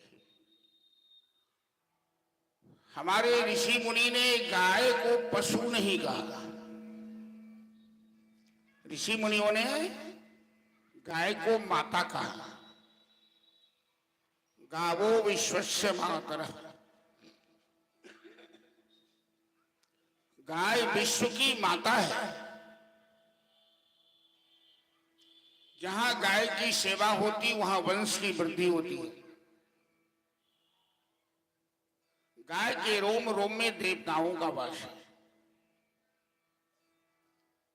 गाय के दूध दही घी न हो तो यज्ञ नहीं प्रारंभ होगा। गाय के गोबर से अंगना नीपिए तो कोई कीड़ा नहीं प्रकोप करता है। गाय के मूत्र से अनेक बीमारियों का इलाज होता है। यदि भूत लगी हो तो गाय की पूंछ से झाड़ दीजिए, भूत भग जाता है। इतने दिव्य गुण है गाय में। हमारे देश में गाय की सेवा के लिए भगवान अवतार लेते हैं, गोपाल बन के आते हैं। हमारे देश के राजा महाराजा एक एक गाय की रक्षा के लिए अपने प्राण की बाजी लगा देते हैं। और आज हमारे देश में लाखों गायें कटती है, और यदि हिंदू आवाज उठाए कि गो हत्या बंद करो, तो मुसलमान से ज्यादा हिंदू ही खड़ा हो जाता है विरोध। मुसलमान का वोट बटोरने के लिए, वोट की राजनीति। जो गोहत्या में साथ दे, जो गोहत्या का समर्थन करे, वो कैसे हिंदू हो सकता है? इतिहास तो ये कहता है कि हमारे देश के मुसलमान भी हिंदू थे, कभी भी उनके पूर्वज। मुसलमान तो यहां थे ही नहीं। उन्हें औरंगजेब के समय, बाबर के समय, हुमायूं के समय जबरदस्ती पकड़ पकड़ के हिंदुओं को मुसलमान बनाया गया। और ऐसा तब होता है जब हम हिंदू सो जाते हैं, हम अपने धर्म से मतलब रखना छोड़ देते हैं, हम अपने राष्ट्र से मतलब रखना छोड़ देते हैं। जाओ होने तो, हमको क्या लेना देना है। जिस समाज में गलत का विरोध नहीं होता है, जिस समाज में अधर्म का विरोध नहीं होता, उस समाज में महाभारत होने से कोई रोक नहीं सकता है। पांडव के साथ कौरव ने अन्याय किया और बड़े बड़े महारथी देखते रहे।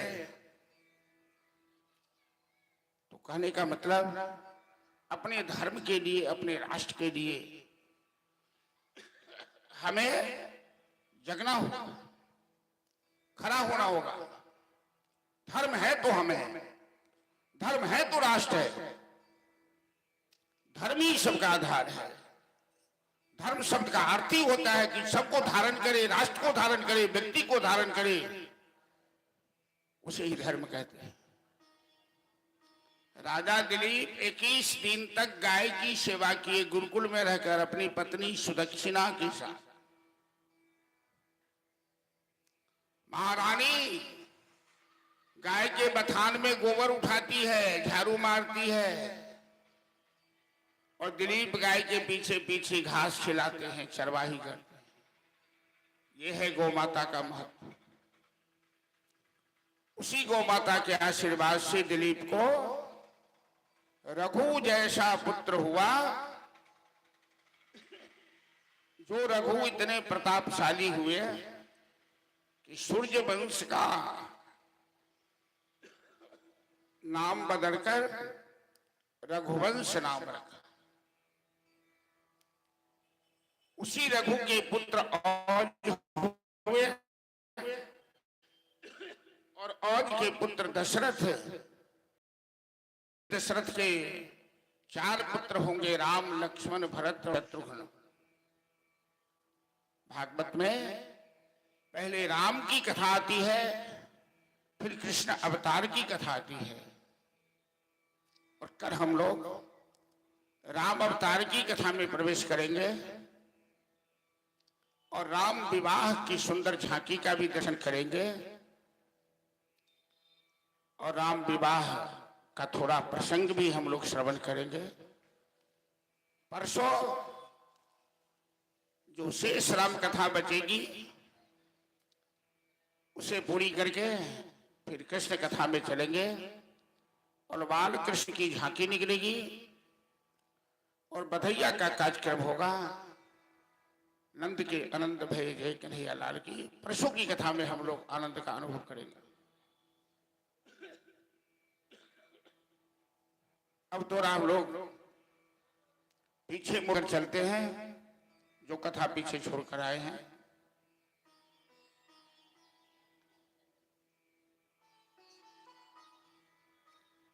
एक बार दुर्वासा जी स्वर्ग लोग गए और भगवती ने दुर्वासा जी को एक पारिजात फूल की माला दी।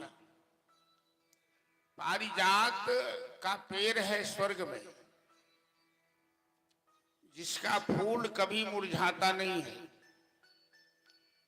भगवती ने प्रसन्न होकर दुर्वासा को पारिजात की माला दी।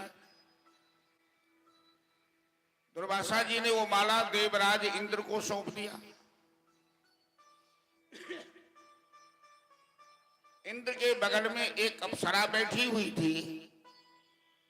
इंद्र का ध्यान अप्सरा के ऊपर था। इंद्र ने वो माला हाथी के ऊपर फेंक दिया। हाथी उस माला का तेज सहन नहीं कर पाया और माला गिर गई तो हाथी के पांव के नीचे माला कुचल गई। दुर्वासा जी खड़े खड़े देख रहे थे। बड़ा क्रोध आया दुर्वासा जी। उन्होंने इंद्र को शाप दे दिया कि मूर्ख, ये भगवती का प्रसाद, ये माला थी, तुमने माला का अपमान किया। तुम्हें मालूम होना चाहिए कि फूल के अंदर लक्ष्मी का वास होता है। फूल में लात नहीं लगनी चाहिए, फूल में झाड़ू नहीं लगना चाहिए। तुमने पुष्पवासिनी लक्ष्मी का अपमान किया है, तुम दरिद्र हो जाओ। दुर्वासा के शाप से इंद्र की लक्ष्मी चली गई, दरिद्रा आ गई। इंद्र घबराकर नारायण के पास गया। नारायण ने कहा कि लक्ष्मी तो इस समय क्षीर सागर में निवास कर रही है और लक्ष्मी प्राप्त करने के लिए क्षीर सागर का मंथन करना होगा। तो मंदराचल को उठाकर ले चलो। देव दानव दोनों मिल गए मंदराचल उठाने के लिए, पर उठा नहीं पाए। भगवान ने मंदराचल उठाकर गरुड़ की पीठ पे रखा, क्षीर सागर के पास आए। समुद्र मंथन का उत्सव शुरू हुआ। यक्ष गंधर्व देवता ऋषि मुनि सभी क्षीर सागर के पास आए। अनेक प्रकार की औषधियां डाली गई क्षीर सागर में। बासुकी नाग की रस्सी बनी। एक तरफ देवता पकड़े, दूसरे तरफ दानव पकड़े। मंदराचल को जैसे क्षीर सागर में डाला वो डूबने लगा। तो भगवान ने यहीं पर कच्छप रूप धारण किया है। कछुए बनकर भगवान अपनी पीठ पर मंदराचल को उठाया। देव दानव दोनों मिलकर समुद्र मंथन शुरू किए। जब समुद्र मंथन शुरू हुआ तो समुद्र के अंदर से हलाहल विष की ज्वाला सबसे पहले निकली। जो विष की ज्वाला पूरे संसार को जलाने लगी। सभी त्राहिमाम करने लगे। तो नारायण ने महादेव से आग्रह किया, भोलेनाथ विषपान करके संसार को बचा लीजिए,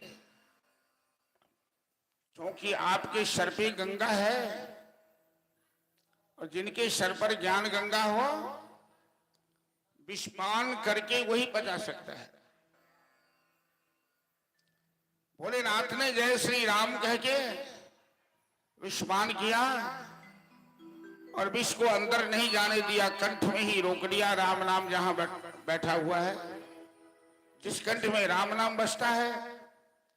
लेकिन विष ने अपना प्रभाव दिखाया। भगवान शिव के कंठ नीले पड़ गए।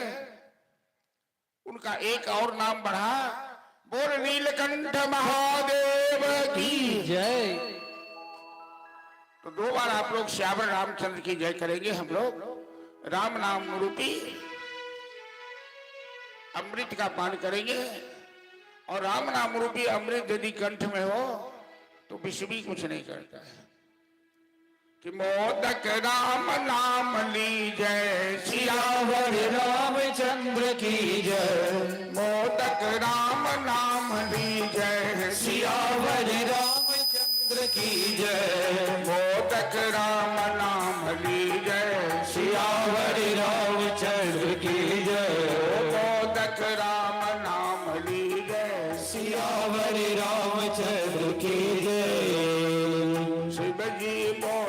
प्रेम से पिए कियो हलाहल पान। शिव जी मोदक प्रेम से पिए कियो हलाहल पान। शिव जी मोदक प्रेम से पिए कियो हलाहल पान। शिव जी मोदक प्रेम से पिए कियो हलाहल पान। गणपति मोदक पीवी मगन भय गणपति मोदक पीवी मगन भय। पूजित प्रथम महान बोलो गिरिजानंदन की जय। सियावर रामचंद्र के जय। बोलो गिरिजानंदन की जय। सियावर रामचंद्र की जय। मोदक राम नाम ली जय। सियावर रामचंद्र की जय।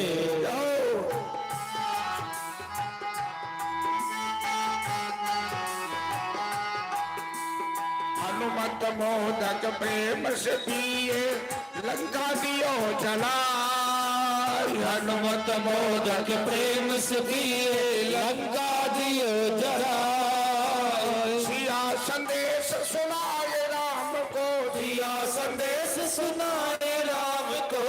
रिनिया लियो बनाए पवन सुत हनुमान की जय। सियावर रामचंद्र की जय। पवन सुत हनुमान की जय। सियावर रामचंद्र की जय। मोदक राम जय। सियावर रामचंद्र की जय। मोदक राम नाम ली जय। सियावर रामचंद्र की जय। मोदक राम नाम ली जय। सियावर रामचंद्र की जय। मोदक राम नाम ली जय। सियावर रामचंद्र की जय। ओ मोदक राम नाम ली जय। सियावर रामचंद्र की जय। मोदक राम नाम ली जय। सियावर रामचंद्र की जय। श्याम रामचंद्र की जय। 14 रत्न क्षीर सागर से निकले। कल्प वृक्ष निकला, कामधेनु गाय निकली, कौस्तुभ मणि निकली, विष निकला, मदिरा निकली। माता लक्ष्मी जयमाला लेकर निकली और नारायण के गले में लक्ष्मी ने जयमाला डाली। लक्ष्मी नारायण दोनों साथ हुए। 14 रत्नों में सबसे अंत में वैदराज धन्वंतरी महाराज अमृत कलश लेकर निकले। राक्षसों ने अमृत कलश छीन लिया धन्वंतरी के हाथ से। हमारे देश में धन्वंतरी के जन्म दिवस में धनतेरस का त्योहार मनाया जाता है। देवता सब भगवान के पास आए, प्रभु ये राक्षस तो ऐसे भी बलवान है और अमृत पान कर लेगा तो बड़ा मुश्किल हो जाएगा। भगवान ने कहा चिंता मत करो। यहीं पर भगवान ने एक स्त्री का रूप धारण किया, मोहिनी रूप। ये भगवान का मोहिनी अवतार है।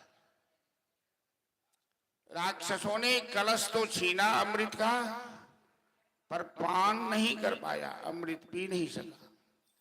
सभी आपस में झगड़ने लगे, मैं पहले पीऊंगा तो मैं पहले पीऊंगा। तब तक मैं मोहिनी आ गई। अब सभी राक्षस सुंदर स्त्री को देखा तो अमृत भूल गया। अब उस स्त्री के पीछे सभी लट्टू बन गए।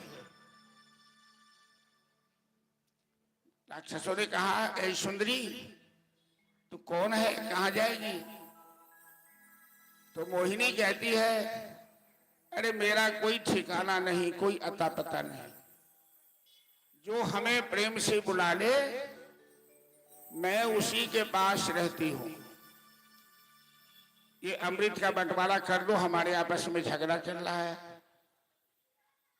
अच्छा, तो एक शर्त है कि मैं देवताओं को भी अमृत पिलाऊंगी, क्योंकि समुद्र मंथन में देवताओं ने भी सहयोग किया है। राक्षसों ने कहा ठीक है। एक पंक्ति में देवता बैठा, एक पंक्ति में राक्षस बैठा। राहु नाम का राक्षस इस माया को समझ गया, तो देवता का रूप बनाकर देवता की पंक्ति में बैठ गया और मोहिनी ने आंख मारकर इशारा करके राक्षसों को छला। कहने लगा तुम लोग घबराना मत, पहले देवता को पिलाती हूं अमृत, फिर तुमको पिलाऊंगी, क्योंकि कलश के ऊपर से 2 नंबर का अमृत है, नीचे 1 नंबर का है। मोहिनी के सुंदर रूप पर आकर्षित राक्षस सब बात मान लिया। जब देवताओं को अमृत परोसने लगे भगवान, तो राहु के हाथ में भी अमृत दे दिया। सूर्य और चंद्रमा के बीच में राहु बैठा था। सूर्य और चंद्र दोनों ने शिकायत कर दी, प्रभु ये देवता नहीं, ये तो राहु है। तब तक में राहु ने अमृत पी लिया। भगवान ने सुदर्शन लेकर राहु की गर्दन काट दी। अब वो दोनों जिंदा हो गया। अमृत का प्रभाव, एक राहु बना, एक केतु बना। राक्षस सब समझ गया ये मोहिनी कोई और नहीं, ये स्वयं नारायण देवताओं का काम बनाने आए हैं। इधर अमृत कलश लेके गरुड़ जी भगे, बृहस्पति जी पीछे पीछे चले, इंद्रपुत्र जयंत 12 दिनों तक अमृत लेके चक्कर लगाए। 4 स्थानों पे अमृत को रखा। प्रयाग में रखा, हरिद्वार में रखा, उज्जैन में रखा और नासिक में रखा, जहां 12 साल के बाद महाकुंभ पर्व का योग बनता है। देव राक्षसों के बीच भयंकर संग्राम हुआ। देवता तो अमृतपान कर चुके थे, तो राक्षस सब पराजित हो गए। उस समय दैत्यों के राजा हैं बलि महाराज।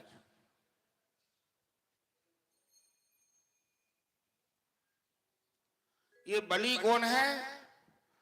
तो जिन प्रहलाद की कथा कर सुने हैं, प्रहलाद के पुत्र थे विरोचन और विरोचन के पुत्र बलि। बलि बुरी तरह घायल हो गया लड़ाई में। ऐसा लगा कि बलि मारा जाएगा, लेकिन शुक्राचार्य मृत संजीवनी विद्या जानता है, बलि को पुनर्जीवन दान दिया और ऐसा यज्ञ करवाया शुक्राचार्य ने। उस यज्ञ से दिव्य रथ निकला, दिव्य हथियार निकला और बलि को दिया। बलि उस रथ पर सवार होकर देवताओं पर पुनः आक्रमण कर दिया। सारे के सारे देवता पराजित हो गए। सभी देवता अपनी माता के पास, अदिति के पास गए, रोने लगे। माता अदिति ने अपने पति कश्यप से कहा कि स्वामी, मेरे पुत्र बड़े दुखी हैं, आप कुछ सहायता कीजिए। कश्यप ने कहा इसके लिए तो तपस्या करनी होगी। तो दोनों पति पत्नी पयोव्रत किया। 1 साल तक केवल दूध पीकर नारायण की उपासना की। इनकी तपस्या से प्रसन्न होकर नारायण ने दर्शन दिया। कश्यप से कहा वरदान मांगो। तो कश्यप जी ने कहा आप जैसा पुत्र हमें चाहिए। भगवान ने कहा कि मेरे जैसा तो नहीं हूं, लेकिन तुम्हारी गृहस्थी पवित्र है, मैं तुम्हारे घर पुत्र बनकर आ रहा हूं। और स्वयं नारायण माता अदिति के गर्भ में आए। भादो मास द्वादशी तिथि शुक्ल पक्ष में 7 साल के उम्र वाले थे वामन भगवान। जब बाबर भगवान मां के गर्भ से प्रकट हुए तो उनकी उम्र थी 7 वर्ष की। ये भगवान का वामन अवतार हुआ माता अदिति के गर्भ से। देवताओं ने उनकी पूजा की और 8वें साल में बामन का यज्ञोपवीत संस्कार संपन्न हुआ, उपनयन संस्कार। ब्राह्मण के सभी संस्कारों में उपनयन संस्कार सबसे उत्तम माना गया। ब्रह्मा जी ने यज्ञोपवीत दिया, नारायण ने उसमें प्रवर दिया, महादेव ने उसमें गांठ दी, माता अदिति ने अपने पुत्र को लंगोटी दी,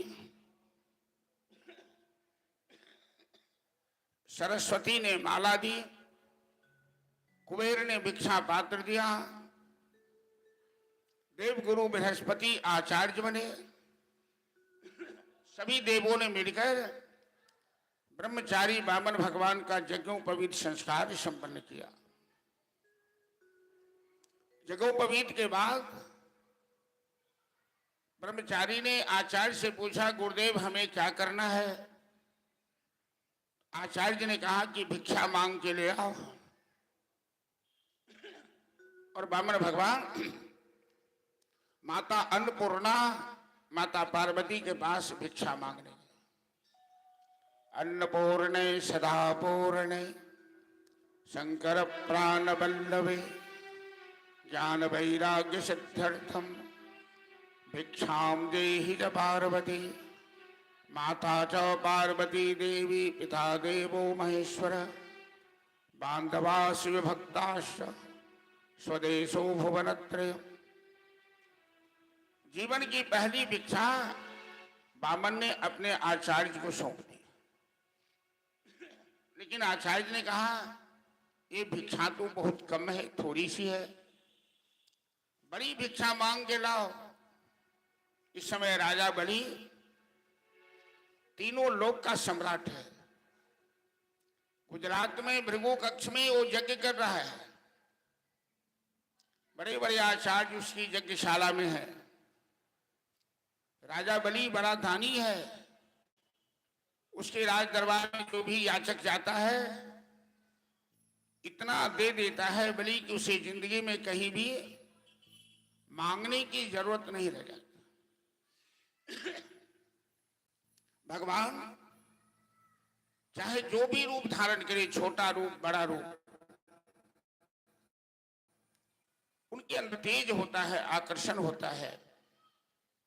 अभी तो भगवान बौना रूप धारण किए हैं, हाथ में छत्र कमंडल है, मुंज मेखला है, लेकिन अद्भुत तेज है, आकर्षण है। और गुरु का आदेश मानकर राजा बलि की दरबार की ओर जा रहे हैं वामन भगवान।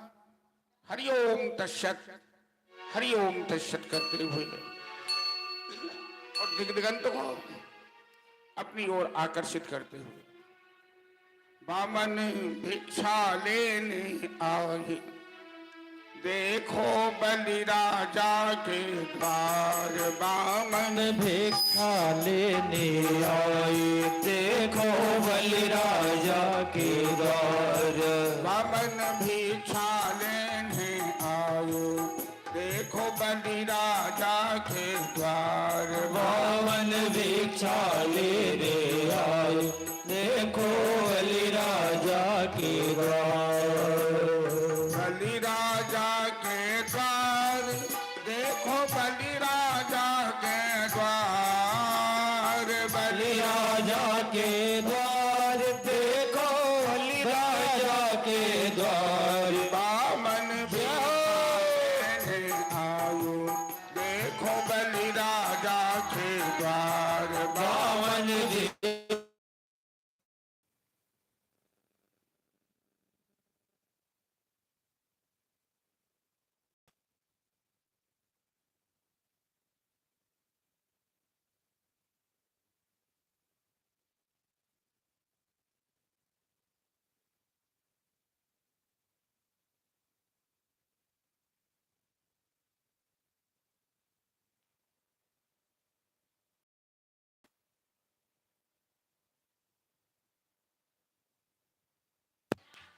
Hello hello hello hello hello, चलिए जय जय श्री राधे।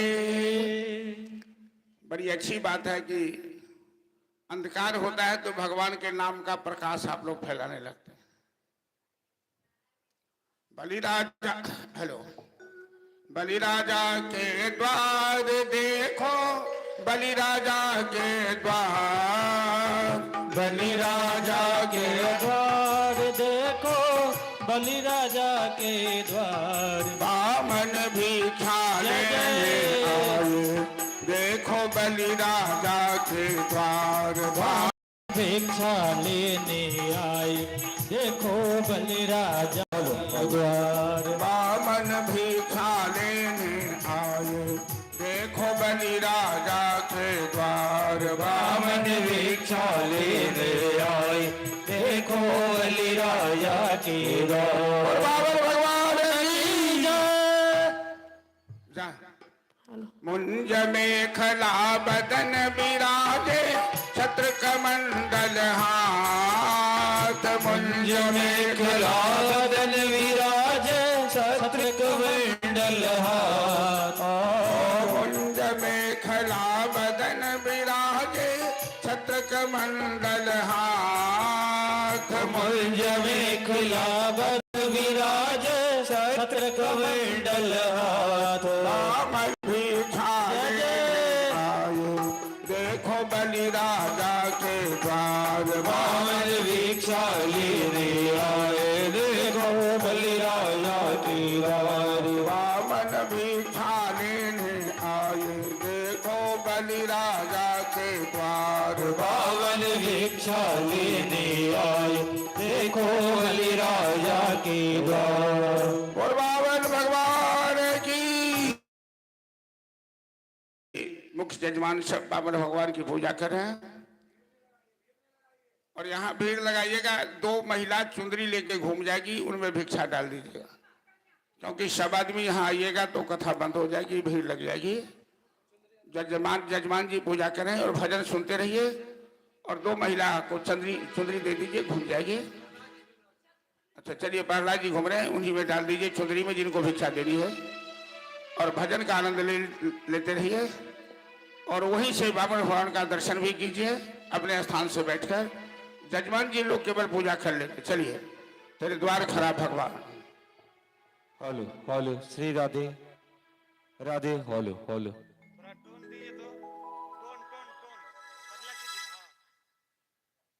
श्री राधे राधे, श्री राधे राधे, हेलो। हल्का इको डाल दीजिए, सुखा हल्का इको। बोले बामन भगवान की जय। तेरा होगा बड़ा रे एहसान, क्यों युग युग तेरी रहेगी शान। भगत भर दे रे झोली, तेरे द्वार खरा भगवान।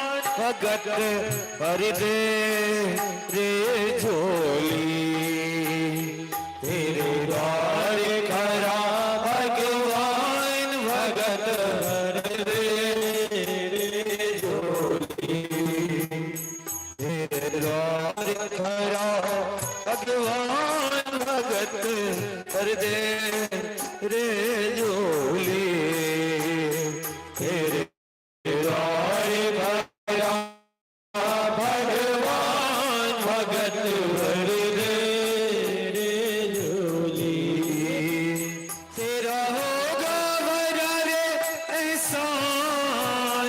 तेरा होगा बड़ा रे एहसान, युग युग तेरी रहेगी शान। भगत भर दे रे झोली, तेरे द्वार खरा भगवान।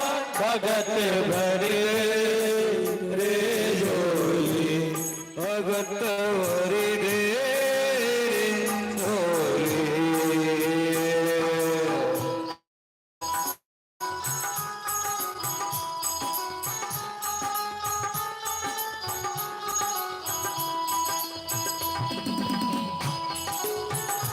जाओ बोले बाबा भगवान की जय।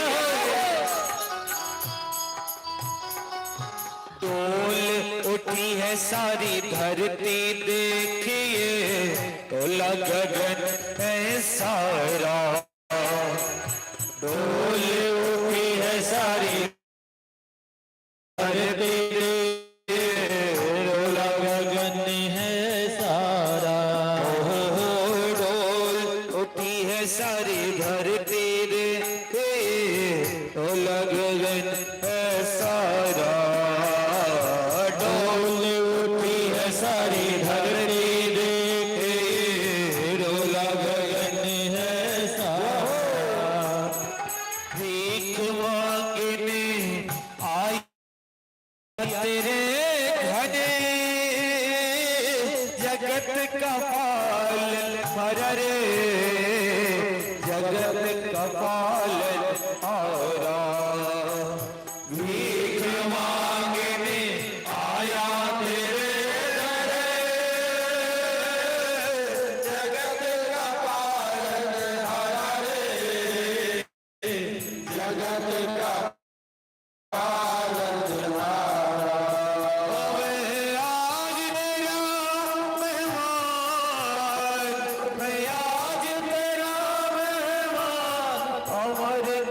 मुझसे जरा पहचान भर दे तेरे द्वार खड़ा भगवान भगत भर दे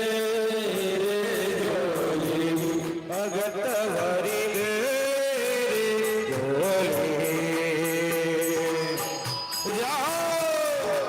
ताली बजाते हुए बोले बावन भगवान की जय।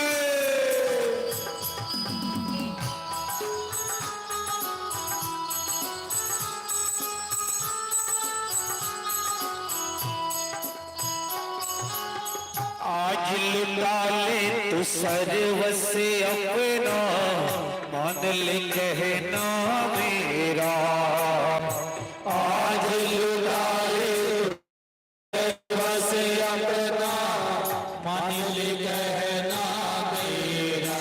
भगवान भक्तों से क्या कह रहे हैं? वामन भगवान साक्षात आज आप लोग के सामने पधार रहे हैं। आप लोग दान देकर भगवान को दान देकर अपने जीवन को धन्य करे कृतार्थ करे और इस भागवत कथा ज्ञान यज्ञ में आप लोग अपना बहुमूल्य दान देकर सही राशि प्रदान कर अपने जीवन को धन्य करे कृतार्थ करे क्योंकि ऐसा क्षण जीवन में बार बार नहीं मिलता है इसलिए दान करना चाहिए। आप लोग भी अपना बहुमूल्य सही राशि प्रदान करें इस भागवत कथा ज्ञान में। आज लुटा ले तो सर्वस्य अपना मान ले कहना मेरा आज लुटाती जाएगा जन्म का तेरा रे जन्म जन्म का तेरा मिट जाएगा पल में तेरा जन्म जन्म का तेरा रे जन्म जन्म का तेरा तू छोड़ सकल अभिमान तू छोड़ सकल अभिमान कर ले रे तू अपना दान भगत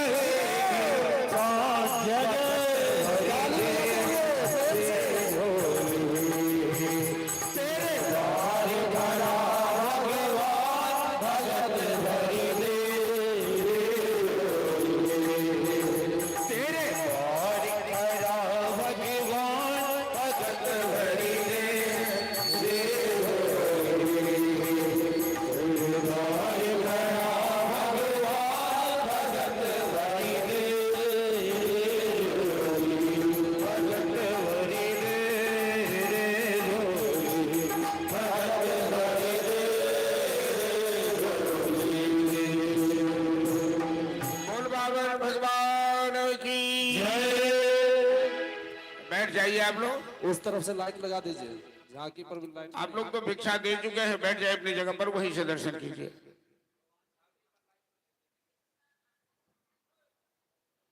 राजा बलि जो यज्ञशाला में बैठकर यज्ञ कर रहा था,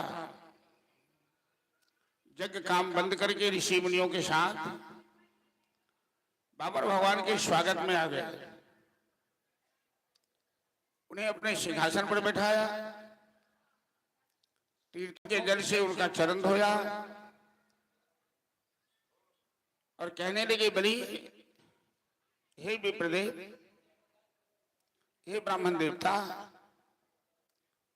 आज मैं अपने जीवन में ऐसा अद्भुत ब्रह्मचारी पहली बार देख रहा हूं। कहिए मैं आपकी क्या सेवा कर सकता हूं? ब्राह्मण भगवान ने कहा, राजा बलि, अरे मैं तो ब्राह्मण हूं, संतोषी हूं, हमें कोई सेवा की जरूरत नहीं है। लेकिन तुम ऐसा बोल रहे हो कि तुम्हारा खानदान, तुम्हारा वंश बड़ा ही महान है। हमें 3 कदम भूमि की जरूरत है बलि, कि मैं बिल्कुल भी भूमिहीन हूं, और ब्राह्मण भी कितना संतोषी हो तो इतनी जमीन तो चाहिए जितनी दूर में बैठकर पूजा पाठ संध्या बंधन कर रहे। तो हमें तुम्हारे स्वराज साम्राज्य धन धान्य की जरूरत नहीं है, मात्र 3 कदम भूमि की जरूरत है। बलि के गुरु का नाम है शुक्राचार्य, जो बड़ा राजनीतिज्ञ है।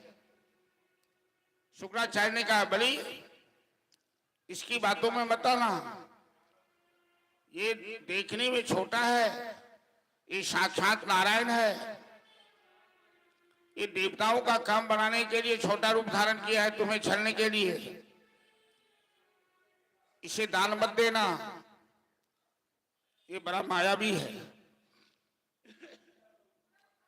बलि कहते हैं शुक्राचार्य से कि गुरुदेव, आप कैसे गुरु हैं? एक गुरु तो उन्हें कहते हैं जो शिष्य को भगवान से मिलाते हैं, और आप ऐसे गुरु हैं जो भगवान मेरे घर भिक्षा मांगने आए तो आप उन्हें भिक्षा देने से हमें रोक रहे हैं। मैं आज आपकी बात नहीं मानूंगा, मैं इन्हें भिक्षा दूंगा ही। बलि ने गुरु की बात त्याग दी और 3 कदम भूमि दान का संकल्प किया, और जैसे ही संकल्प पूरा हुआ, भगवान का रूप बढ़ना शुरू हो गया। एक चरण पाताल लोक तक, पद पाताल और शीश अजधामा, दूसरे चरण ब्रह्मलोक तक। हेलो, राजा बलि देखता रह गया। भगवान के विराट रूप के सामने थर-थर कांपने लगा। भगवान ने बलि को वरुण पास से बांध दिया। कहने लगा, बलि, तू तो कह रहा था मैं 3 लोक का मालिक हूं, 3 लोक का स्वराज साम्राज्य हमारे पास है, तो तुम 3 कदम नहीं दे पाए। अब तुमने 3 कदम भूमि दान का संकल्प किया है, और संकल्प करके दान नहीं देने वाले को नरक जाना पड़ता है। ब्रह्मा जी आए। ब्रह्मा जी भगवान से प्रार्थना करते हैं कि प्रभु, भूत भावन भूतेश देव देव जगन्मय मुंच एनम हृत सर्वस्वम नायम अर्हति निग्रह। ब्रह्मा जी कहते हैं, प्रभु, इसने तो गुरु के मना करने पर भी अपना सर्वस्व आपके चरणों में सौंप दिया है, अब इसे किस अपराध में बांध रहे हैं? भगवान कहते हैं, बलि को अहंकार था ना, मैं 3 लोक का दाता हूं, ऐसा 3 लोक का दाता कि 3 कदम नहीं दे सकता। लेकिन बलि की पत्नी विंध्या बलि आ गई सामने।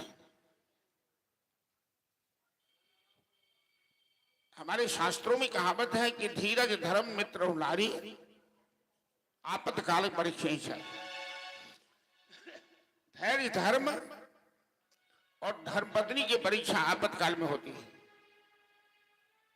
जब तक धर्मपत्नी साथ में है तो हमारा अहित नहीं होता है, हमारा पतन नहीं होता, हम नरक नहीं जा सकते। विंध्यावली आ गई सामने, विंध्यावली भगवान के सामने हाथ जोड़कर कहती है, प्रभु मेरे पास देने के लिए अभी बाकी है, मेरे पति नरक नहीं जाएंगे।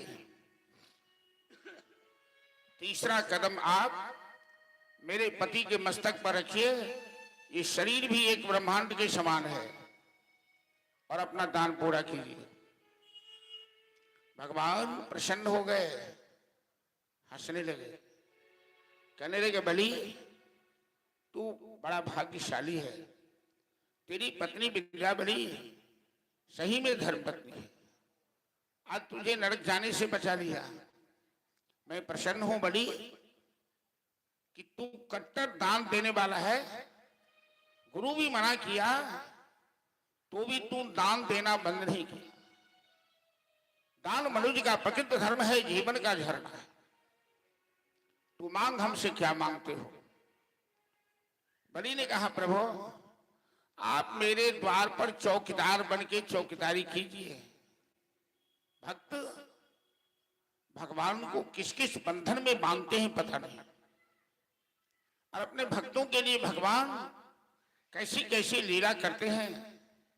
भगवान ने कहा, ए मस्तो, मैं तुम्हारे द्वार पर चौकीदारी करूंगा।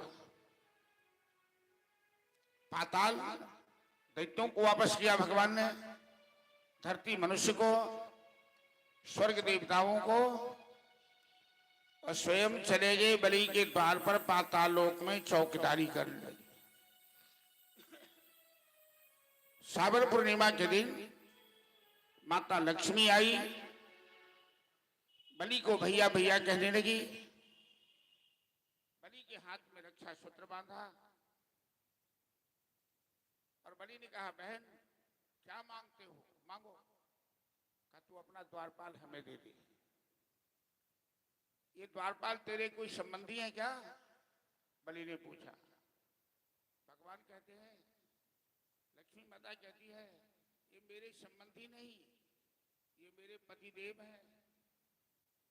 बलि ने लक्ष्मी माता को प्रणाम किया, और श्रावण पूर्णिमा के दिन माता लक्ष्मी पावन भगवान को बलि की बंदगी से, गिरवी से मुक्त किया, ले गई वैकुंठ। बड़ी पावन प्रसंग कथा के माध्यम से हम लोग के जीवन में 3 प्रकार की शिक्षा प्राप्त होती है।